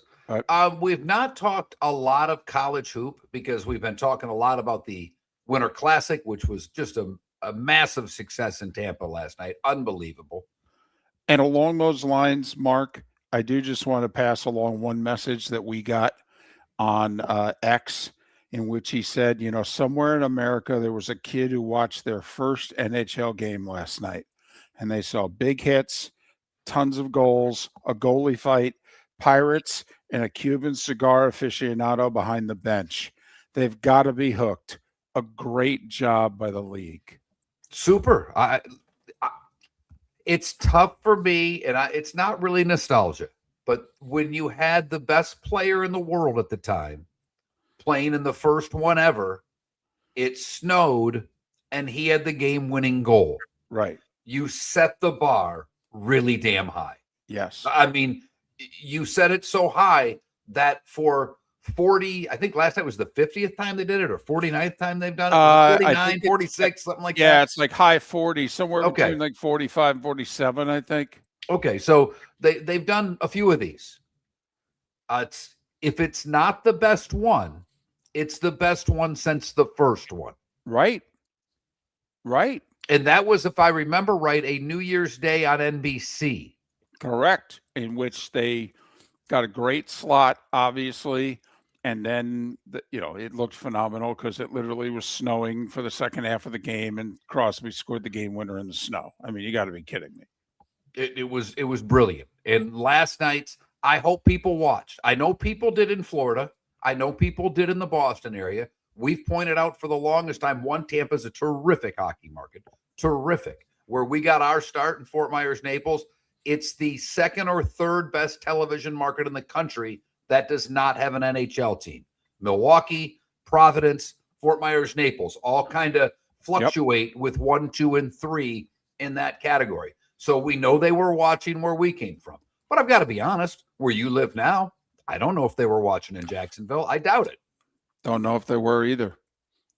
I wonder if the weather helped. And I'm serious about this. I don't know if the weather across the country made people, lean more towards winter than they normally do, because, it's part of the story of the 79 Daytona 500 that half the country was buried at home in a snowstorm. And so they watched something they never watch. They watched the NASCAR race, and it turned out to be an epic NASCAR race with the fight. Also, here we are. We're back to fighting what we need. We need an epic event, and then we figure out a way to work in a fight. And during regular season NHL games, the game ends and the guys go to the locker room. At the end of a playoff series, as you all know, the players will line up and shake hands. It's one of the great traditions in sport, to David and I, and maybe to some of you. But for whatever reason, for these specialty games, they enact their end of playoff series mode and line up and shake hands. And because of that, the network shows it. And the goaltenders are always last. Yep. Right before the coaches. So we had a goalie fight, and Sean McDonough points out about 3 handshakes before the goaltenders are about to meet at center ice. I wonder what will happen here. So hockey. Yep. What did they do? Shook hands, a little bro hug, a little conversation between the two of them. You could see Vasilevsky smiling. And I'm sure Swayman said something to the effect, I didn't know you were going to go left. Right. And, he had to say something like, I didn't know you were left-handed. So that even added to it to me. A couple of the other little things that we didn't really point out. They pre-plan who they're going to get on ice interviews with. They have Getzel signed up for an interview. He gets a penalty in the first period and does the interview before he has to go to the box. So, I mean, everything about it, I thought was terrific. My only knock was the live interviews of McGraw and the other one they did, just taking space off the TV. I wasn't watching on my usual huge television, so it bothered me a bit more. We did have someone say they watched the first period on the Pelican Roofing of Florida text line, saying, I watched the first period, turned it off with McGraw's awful performance in between periods. Okay. I'm not a country guy, so No. and the country I listen to is more alt country, so those guys would never get picked for this. I don't know. That's you guys have to tell me what you thought of that. I thought his interview and how much he likes hockey and likes the Preds and was able to, talk enough hockey to not sound like a moron didn't hurt. The interview itself, they just, to me, didn't need to show him. They just need to show me the game. I was impressed by the effort. It seemed to me as if they went to greater expense and greater effort for in-between periods entertainment than they had in a lot of these before. That a lot of the in-between periods, like, we talked about the Panthers-Rangers game a month ago on TNT. I don't believe there was any entertainment in between the periods. It was just the TNT guys sitting around shooting the bull. It was just another in-between periods thing. There was no Tim McGraw. Okay. I mean, I got to say it again. When are we going to have a country Super Bowl entertainment?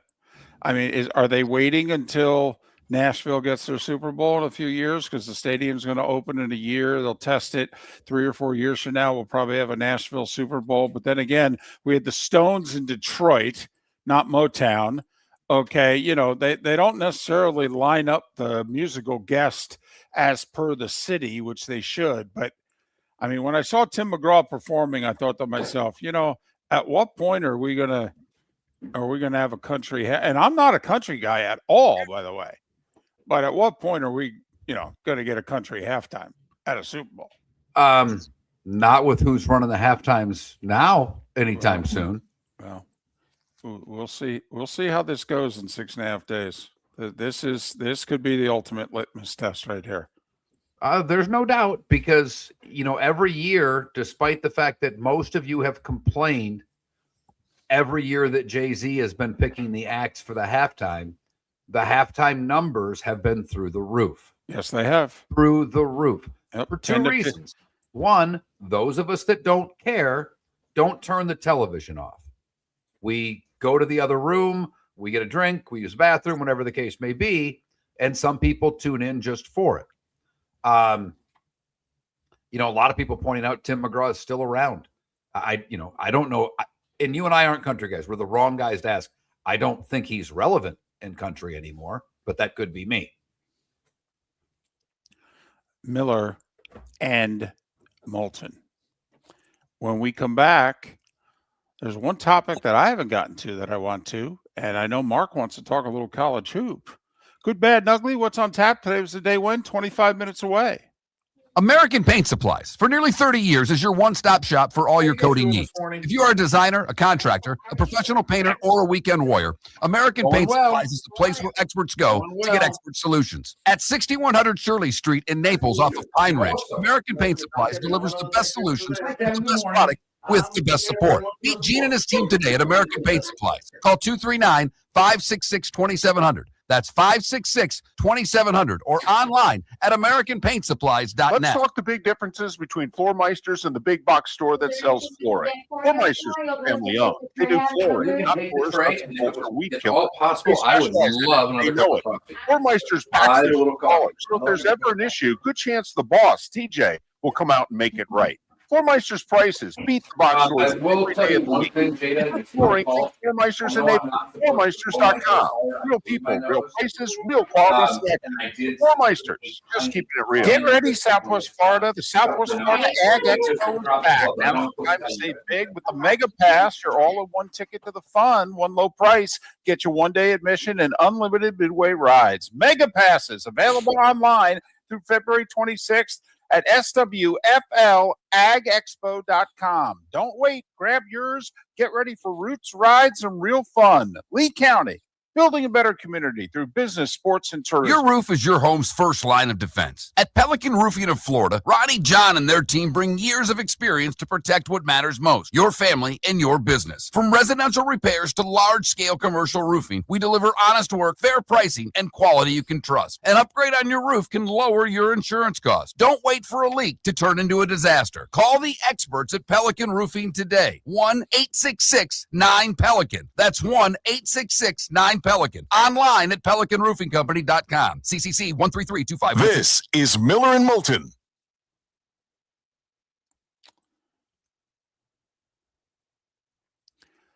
To John O'Leary in YouTube, I don't know what you remembered, but they didn't have country. They had Maroon 5 as the headliner, but they had two rappers. I think is Big Boy and Travis Scott. Yeah, no, they didn't have country. They haven't had country, I think, in over 10 years.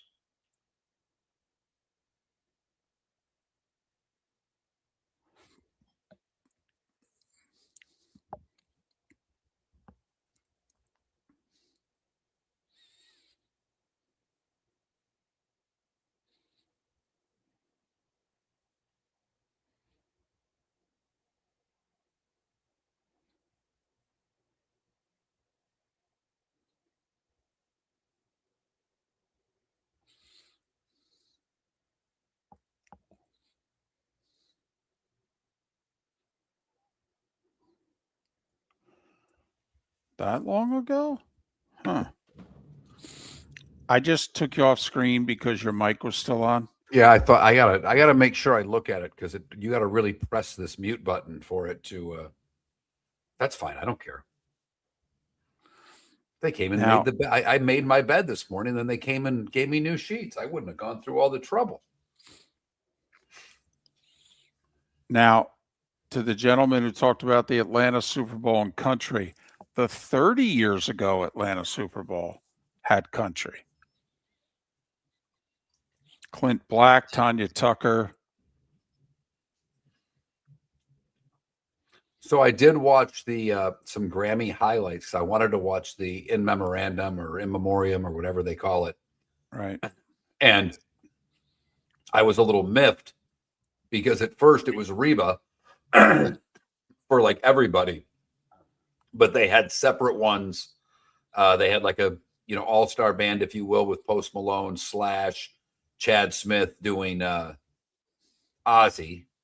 And then I guess John Mayer did a voiceover about Bob Weir, and Springsteen did a voiceover on Brian Wilson.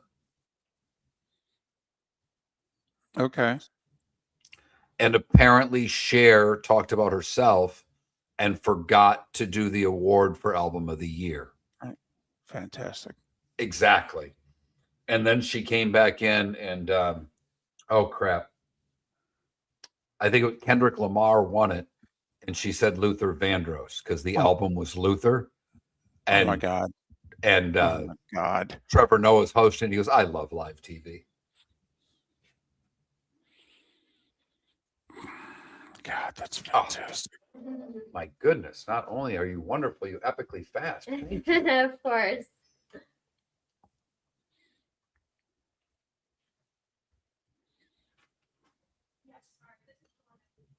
You'll be waiting a long time for that, Sonny.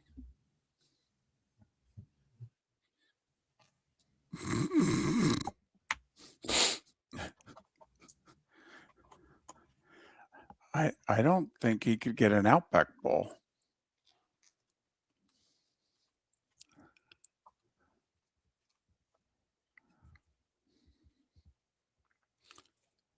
Yeah, this halftime show coming off the Grammys last night, and apparently some of the things he had to say. This is going to be a hell of a week. Okay, there's going to be a lot. There's going to be a lot of pre-publicity about this halftime show. Right. And half the country follows one guy, and he's against everything about Green Day and Bad Bunny. So I'm with you, David. Yeah, this is going to be.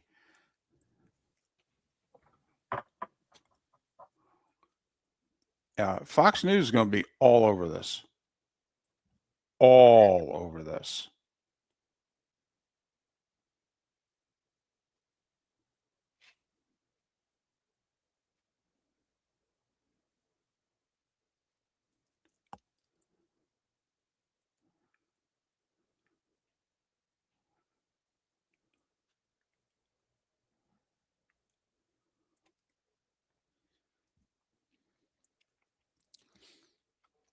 I've never seen him perform. So, Welcome back to Miller and Moulton. Text the guys what's in your mind at 21,000. That's 21000. And now, here's David Moulton. 21 minutes past the hour. Good, bad, and ugly. What's on tap? Today was the day when. Some final thoughts. A couple games to pick coming up. Very quickly. So I watched the Netflix Miracle documentary. Really good, isn't it? What amazed me is, they found a new angle to talk about a subject that some of us are very familiar with. They went with the family angle, not just the team as a family, but the impact of families on the individuals on the team. And the second thing, Mark, and that angle helped because they could get a lot of home movies from the players and their families, but also, Mark, the hockey. I mean, you and I have seen just about everything that's ever been produced about the Miracle on Ice. 98% of what's in that Netflix documentary I had never seen before. Now, the stuff from the tryouts, to me, everything. David, the interviews from the tryout times. Yep. I mean, those guys hadn't seen it. Like the fact Yes. that we hadn't seen it was one thing. And I don't remember which player it was. Was it Christian or was it O'Connell? I mean, there was a couple of them that I basically like their jaws were dropping when they were watching their, 20-year-old selves. So that impressed me, that because obviously if you were around, and even if you haven't, you know how this thing starts, the middle and the end. And so you're thinking, well, how could they do a documentary after one? HBO's already done a documentary and it was really good. And they did a movie about this 20 plus years ago, which people loved. So you're like, okay, what am I going to get from this that I don't know or I haven't seen? And it was an hour and 40 minutes. And most of it was a different angle than had ever been taken in telling the story before. And video, hockey and otherwise, that you and I have never seen before. And that's tough to pull off. Particularly for this, because this is the gold standard for Miller and Moulton. Maybe not for all of you, but for sports in this country, this is the gold standard. And the silver's still running the last lap around the track, if you know what I mean. That's where we are on this. But yes, they had family video, and obviously their parents are, probably all past because most of these guys are in their mid-60s. So the video, just, players tearing up, seeing their mom. It was awesome. Awesome. Mike Eruzione, I'll just do one spoiler. So obviously we know how it ends, and he's the captain, so he's on the podium. But Eruzione tells a story in it in which he said, him and his family, they didn't have the money for him to get involved in hockey. And he went to his uncle and he said, I really want to go to this hockey camp. It's $75. Okay, can I borrow the money from you? And Eruzione paid it back. The uncle, in turn, by the way, said, thanks for paying it back. That you showed what time a man you are. Here, take it and use it. And so Eruzione says, so the whole thing happens. It's Sunday. We win the gold. I look up, and it's the uncle who gave me the $75. And he goes, came to the game and took Eruzione's brother. Yes, and I'm not a hockey player without him. And it was like, I'll be damned. So anyway. It was very well done. Worth the hour and 40 minutes, no doubt. And Yeah, like it's David awesome. and I've said, we've seen the docs. Yep. We've seen Miracle. We've interviewed Eruzione, I think, twice on the show. Minimum. You've had him more than that. I know we've had Eruzione at least twice on the show. We've had him 5-6 times. Have we? Okay. Yeah.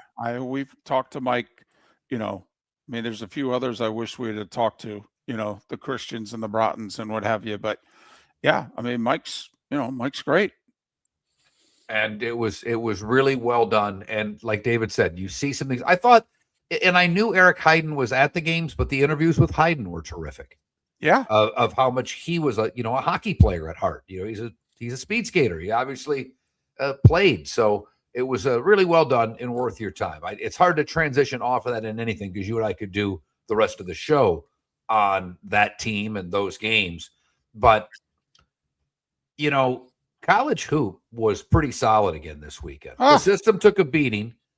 We were 3-3 on Saturday and lost a game by a half a point again. Yeah, we've had 3 of those. And then 0-2 on Sunday.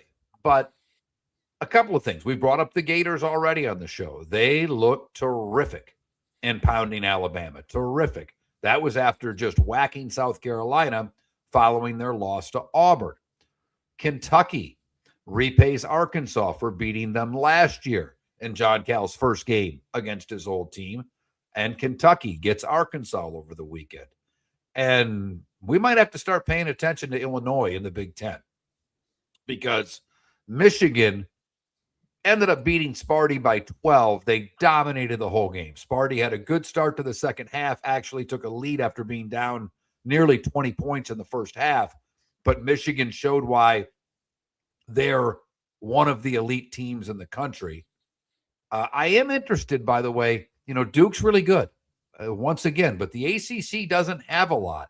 So how battle-tested will the Blue Devils be come tournament time? But Illinois going and beating Purdue and then beating Nebraska at Nebraska. Now, is Nebraska coming back to earth? I don't know. We'll see. They rely heavily on the 3, and if they're not making them, they're going to struggle against elite teams. But Nebraska's doing that while one of their best players is out with a broken hand right now. Correct. And the top reserve also didn't play, I know, against Michigan. So they were down like 2 of their top 7 when they nearly beat Michigan. But yeah, Illinois in back-to-back weekends. At Purdue, W. At Nebraska, W. So they could be top 5 in the country, maybe 6, because they'll go ahead of Nebraska. That was 5. When these new rankings shake out later today, they'll jump ahead of Sparty, obviously, because they lost. So the Big Ten with Michigan, Illinois now, I think you have to say second. Nebraska, Michigan State, Purdue, rock solid. Oh, yeah. You know what the Big 12 is again? It's the Big 12, David. And a terrific win for UCF at home. They beat Texas Tech. They've now beaten Kansas and Texas Tech at home, and they have a good road win as well. They're clearly a tournament team right now. They have to screw this up. David, you said that exactly right, because if you look at the rest of UCF's schedule, it's not as difficult as many of the Big 12 teams. So they can chalk off a bunch of wins here between now and the conference tournament. You're right. Right now, they're a tournament team. Oh, very much so. But UConn, obviously good. Duke, obviously good.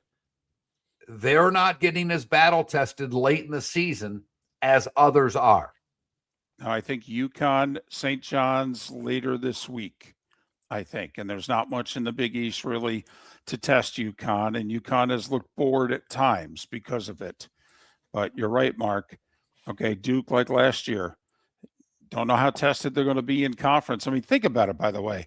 Look at how good their 2 top players were. Look at what they're doing in the NBA. And you realize that team didn't win it all last year? Holy blank. And Sonny brings up a hell of a point. So UCF wins against Texas Tech. Uh-huh. The kids storm the court. Right. Then they realize that a foul was called with 0.2 seconds left. So they have to clear the court, let the kid shoot the free throws. The game runs out, and then the kids storm the court a second time. Right. Fantastic. And nothing bad happened. Just good, clean fun by college kids. And, well, you don't see a double court storming very often, David. No, you don't. But you don't see a lot of fouls called in an 8-9 point game with 0.2 of a second left either. That we review. Right, yeah, I just don't get. And besides, listen, the spread's not even involved in that. no. Here's the other thing, by the way, college basketball. Michigan State took 2 hours and 37 minutes. These games are getting too long, folks. They are. Your roof is your home's first line of defense. At Pelican Roofing of Florida, Ronnie John and their team bring years of experience to protect what matters most, your family and your business. From residential repairs to large-scale commercial roofing, we deliver honest work, fair pricing, and quality you can trust. An upgrade on your roof can lower your insurance costs. Don't wait for a leak to turn into a disaster. Call the experts at Pelican Roofing today. 1-866-9-PELICAN. That's 1-866-9-PELICAN. Online at pelicanroofingcompany.com. CCC 1332512. Let's talk the big differences between Floor Meisters and the big box store that sells flooring. Floor Meisters is family owned. They do flooring, not doors, nuts and bolts, or weed killer. They specialize in it. They know it. Floor Meisters backs their installer. So if there's ever an issue, good chance the boss, TJ, will come out and make it right. Floor Meisters prices beat the box stores every day of the week. When you think flooring, think Floor Meisters in Naples. Floormeisters.com. Real people, real prices, real quality selection. The Floor Meisters, just keeping it real. American Paint Supplies is your one-stop shop for all your coating needs and has been for 30 years. American Paint Supplies is also your #1 Festool dealer in Southwest Florida. If you are a builder, cabinet maker, painter, or power tool enthusiast, Festool craftsmanship can be found at American Paint Supplies. Celebrating 30 years of service, and Festool is celebrating 100 years of excellence. Come to American Paint Supply for a perfect pairing of service and expertise on 6100 Shirley Street, Naples, off of Pine Ridge, or online at AmericanPaintSupplies.net. Mark Miller for Sleep Treatment Direct. They are helping me with sleep apnea, and by helping me, I mean curing me. No more CPAP machine, no more snoring, no more tossing, no more waking up exhausted. Their expert team got me the right treatment, fast and hassle-free. If you want to feel energized and get rid of your snoring, call Sleep Treatment Direct today. 444-1741. That's 239-444-1741. Sleep Treatment Direct. Sleep safe and sound. This is Miller and Moulton.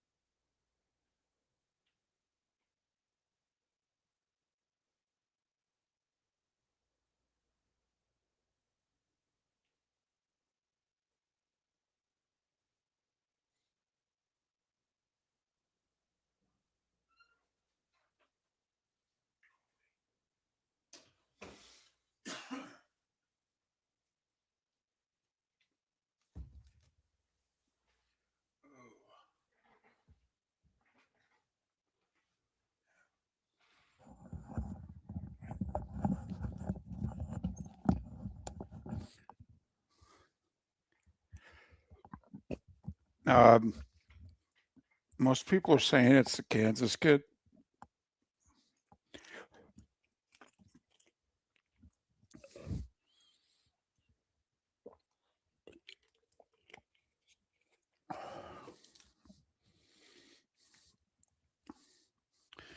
I know I'm late arriving in this break. I don't know, Johnny, if Mark answered, but yes, he has his own room.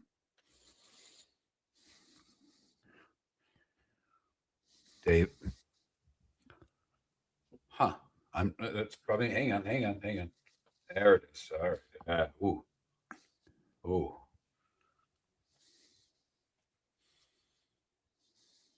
So a buddy of mine stopped by Saturday in the hotel room, old friend. He's the one whose kid's going to be playing at Grand Valley next year. And Chris is a monster. We were telling a story about an 8th grade kid by the name of Steve DiAugustino, little guy that Klein used to pick on. We all told Stephen to go in and tell Klein. Welcome to the bonus hour, brought to you by Jason and Todd at the Diamond District. And now, here's Mark Miller and David Moulton.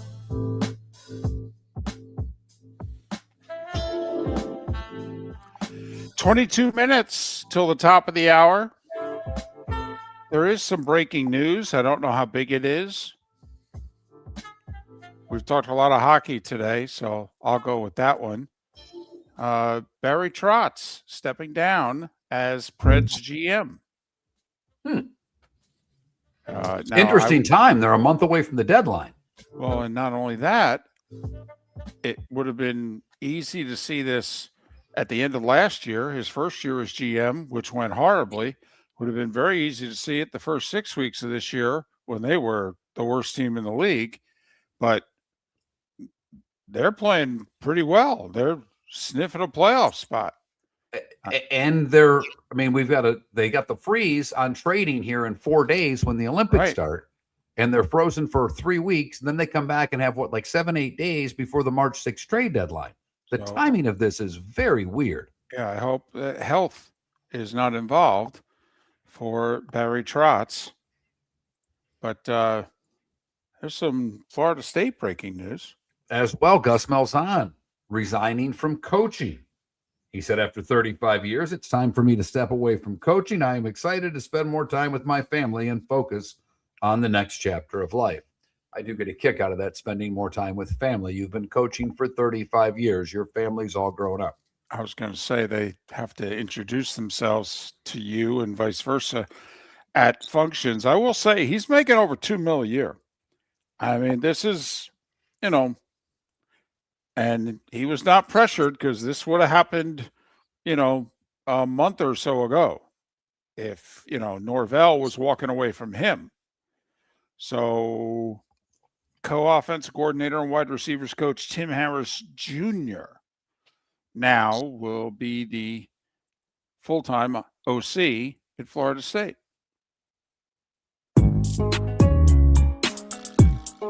It's that time again, nearing the end, but not quite there yet.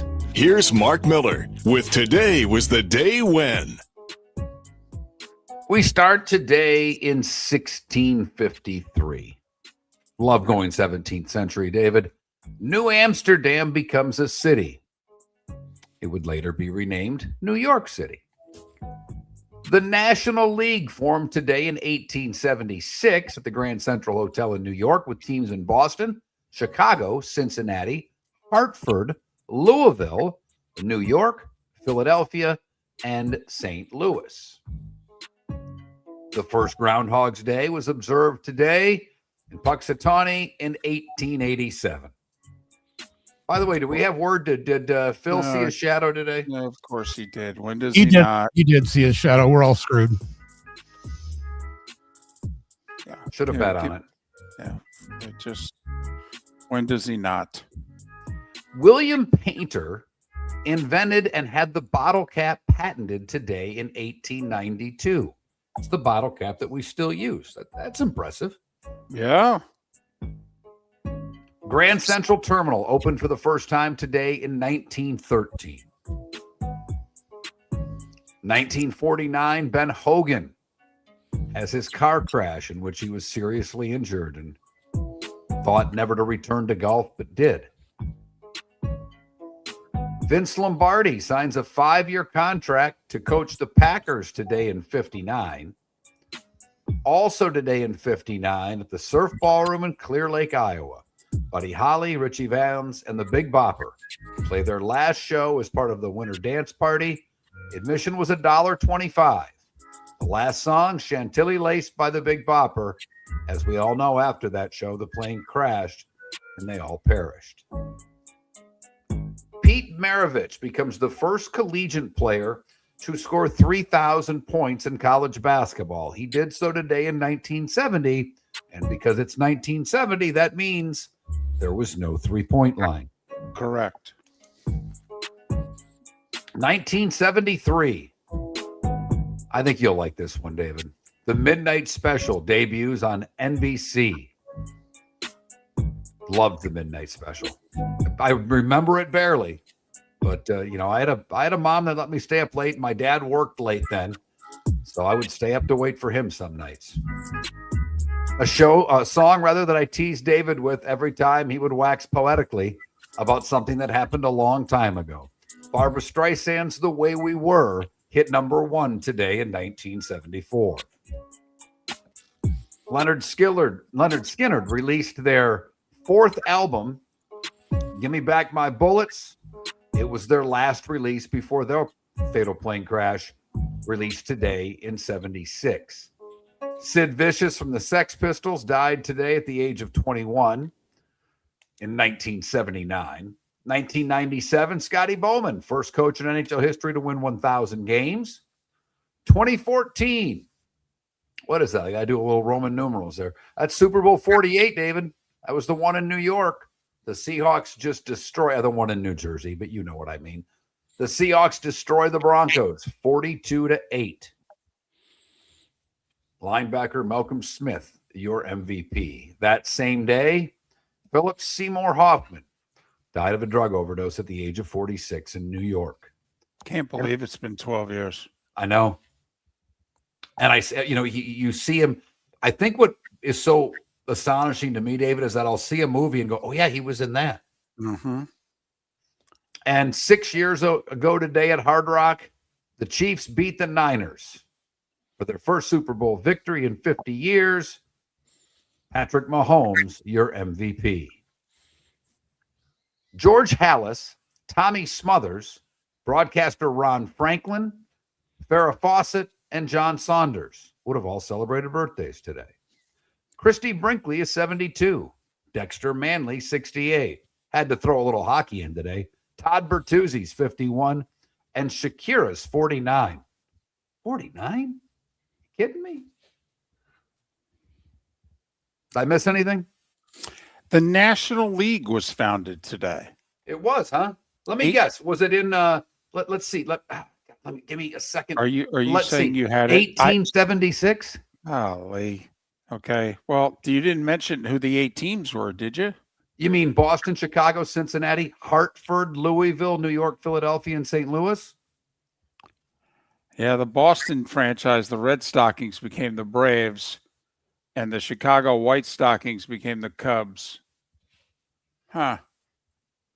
Boy, Anything else that I said that you didn't listen to? I really thought I was paying attention to. You started in the 17th century. I'm like, I'm okay. I'm all over this. Let's go.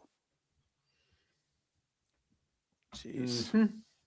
Some things change, some things stay the same. Yes, they do. Time to see life a little bit differently. Here's Mark Miller with the good, the bad, and the ugly. What you got, Mark? We go to Nebraska, where a woman in Nebraska had a crock, like a big pot, and she's 91. She at one point was going to sell this 30-gallon crock for $20 at a yard sale. Okay. And then apparently she didn't pay much attention to it, and someone thought it might be worth a little bit more. So she thought she might get a few $100. But her son thought about hauling it to a community sale. It was too heavy to lift, so it just stayed on the porch. And an auctioneer, Ken Bramer, got a hold of her, took it to the Phelps County 4-H building, and on the woman's 91st birthday, the crock that was sitting on her porch fetched $32,000. Yeah, I thought so. For the bad, we go to Indianapolis, where some people and a dog now need to find a new place to live because a 49-year-old man's an idiot. I understand that it's very cold and people do dumb things. A man was working in his home and the gas pipes were frozen. So he wanted to thaw them. He tried doing so with the blowtorch. Fortunately, he was not injured.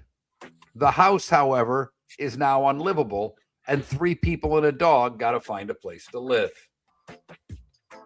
And finally, the ugly. We go to the happiest place on earth, Disney World, where deputies responded to a Windsor Hills resort in Kissimmee late last month after reports of a man was exposing himself in front of a residence. He's now facing charges for allegedly walking nude around the resort and publicly engaging in a sexual act with a vacuum cleaner. Oh, my goodness. That man, Kevin Westerhold, are listed as hosts for Airbnb properties at the resort. No word on what type of vacuum it was, how long the tube was coming out that he used, and if he accomplished what he had set out to do. That is the good, the bad, and the ugly on today, Groundhog's Day, February the 2nd, brought to you by the Cape Coral Police Department, hiring new officers, offering great pay. Other jobs available. For all information, capecops.com. That's capecops.com. 2 college basketball games that involved ranked teams, both on ESPN at 7 and 9. Syracuse at North Carolina. And then a top 15 matchup, Kansas at Texas Tech. 9 o'clock ESPN, Kansas and Texas Tech. Ooh, and Texas Tech just lost on the road. Kansas playing a little bit better. That conference not getting the rankings that the Big Ten conference is, but a lot of people think their top team's every bit as good as what the Big Ten has. And a lot of people think the kid at Kansas is going to be the number 1 overall pick of the draft. Let's just see him play a whole game. Yeah, I know. He had against BYU, and Self said it was conditioning. So that's why he had to leave the game. Yeah, and he lit it up in the first half and then hardly played it all in the second half. NBA, 4 games, not really a marquee one. So there's a doubleheader tonight on Peacock at 7:30 and 10 o'clock, Minnesota, Memphis, Sixers and Clippers. Sixers just lost Paul George for 25 games due to a drug suspension of some kind. He claims it has to do with his mental health, and he, took a drug that you're not allowed to take. But he's been taking drugs for his mental health for years. Anyway, did you see the Peacock news last week? No. So last year at this time, Peacock reported losses of under $400 million for the quarter. Okay. So here we are a year later. NBC's got the NBA deal. Peacock keeps getting another exclusive NFL game. They're up 3 million subscribers, Mark. They're up to 44 million subscribers. So they only lost 300 million? They lost 550 million. It's how much of that NBA contract they're putting on Peacock.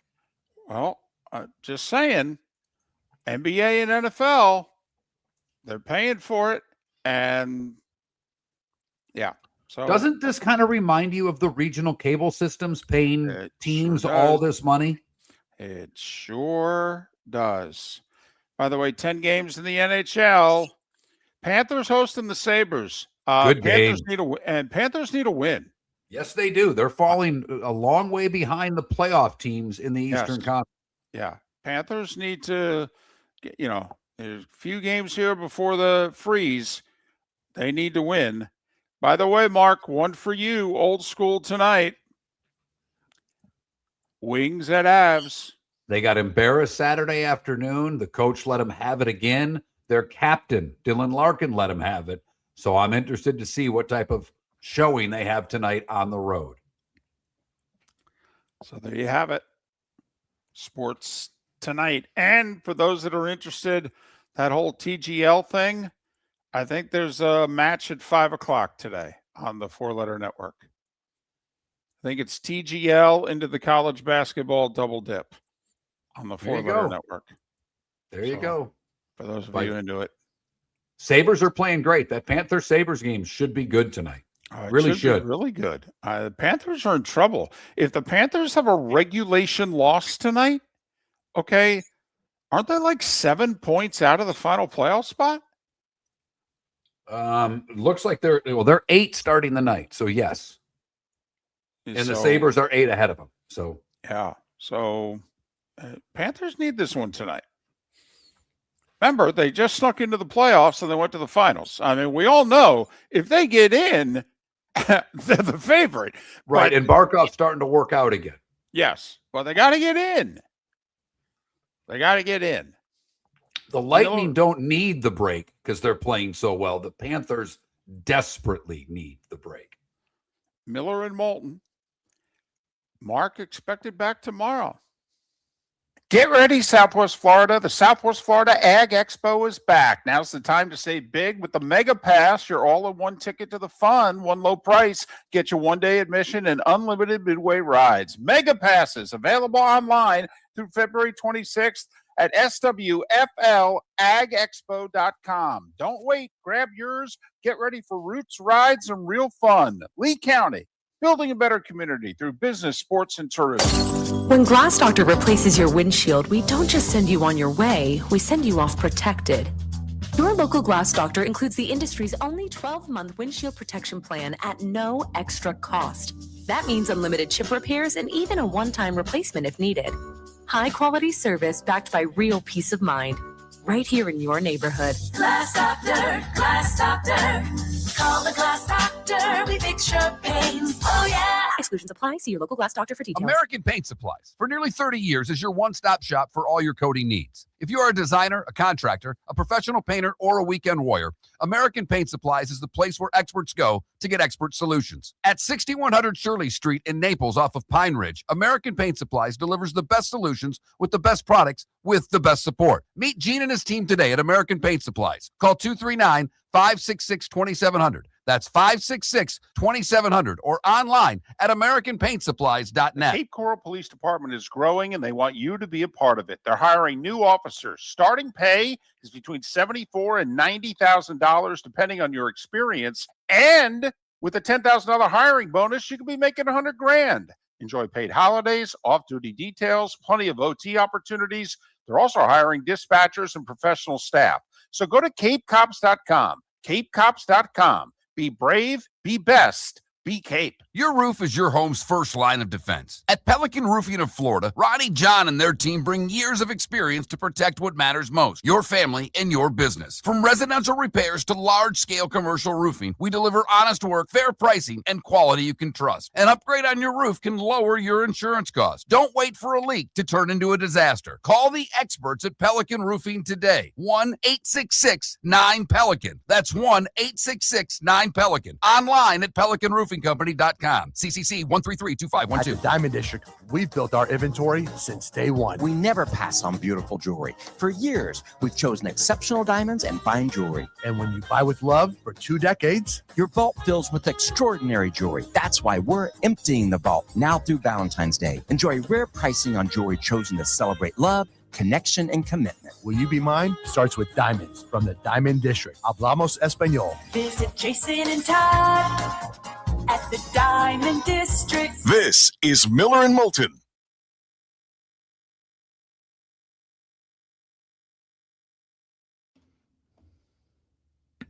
Thanks, Rick. Talk to you in the morning. My pleasure. You got it, Mark. See you tomorrow. All righty.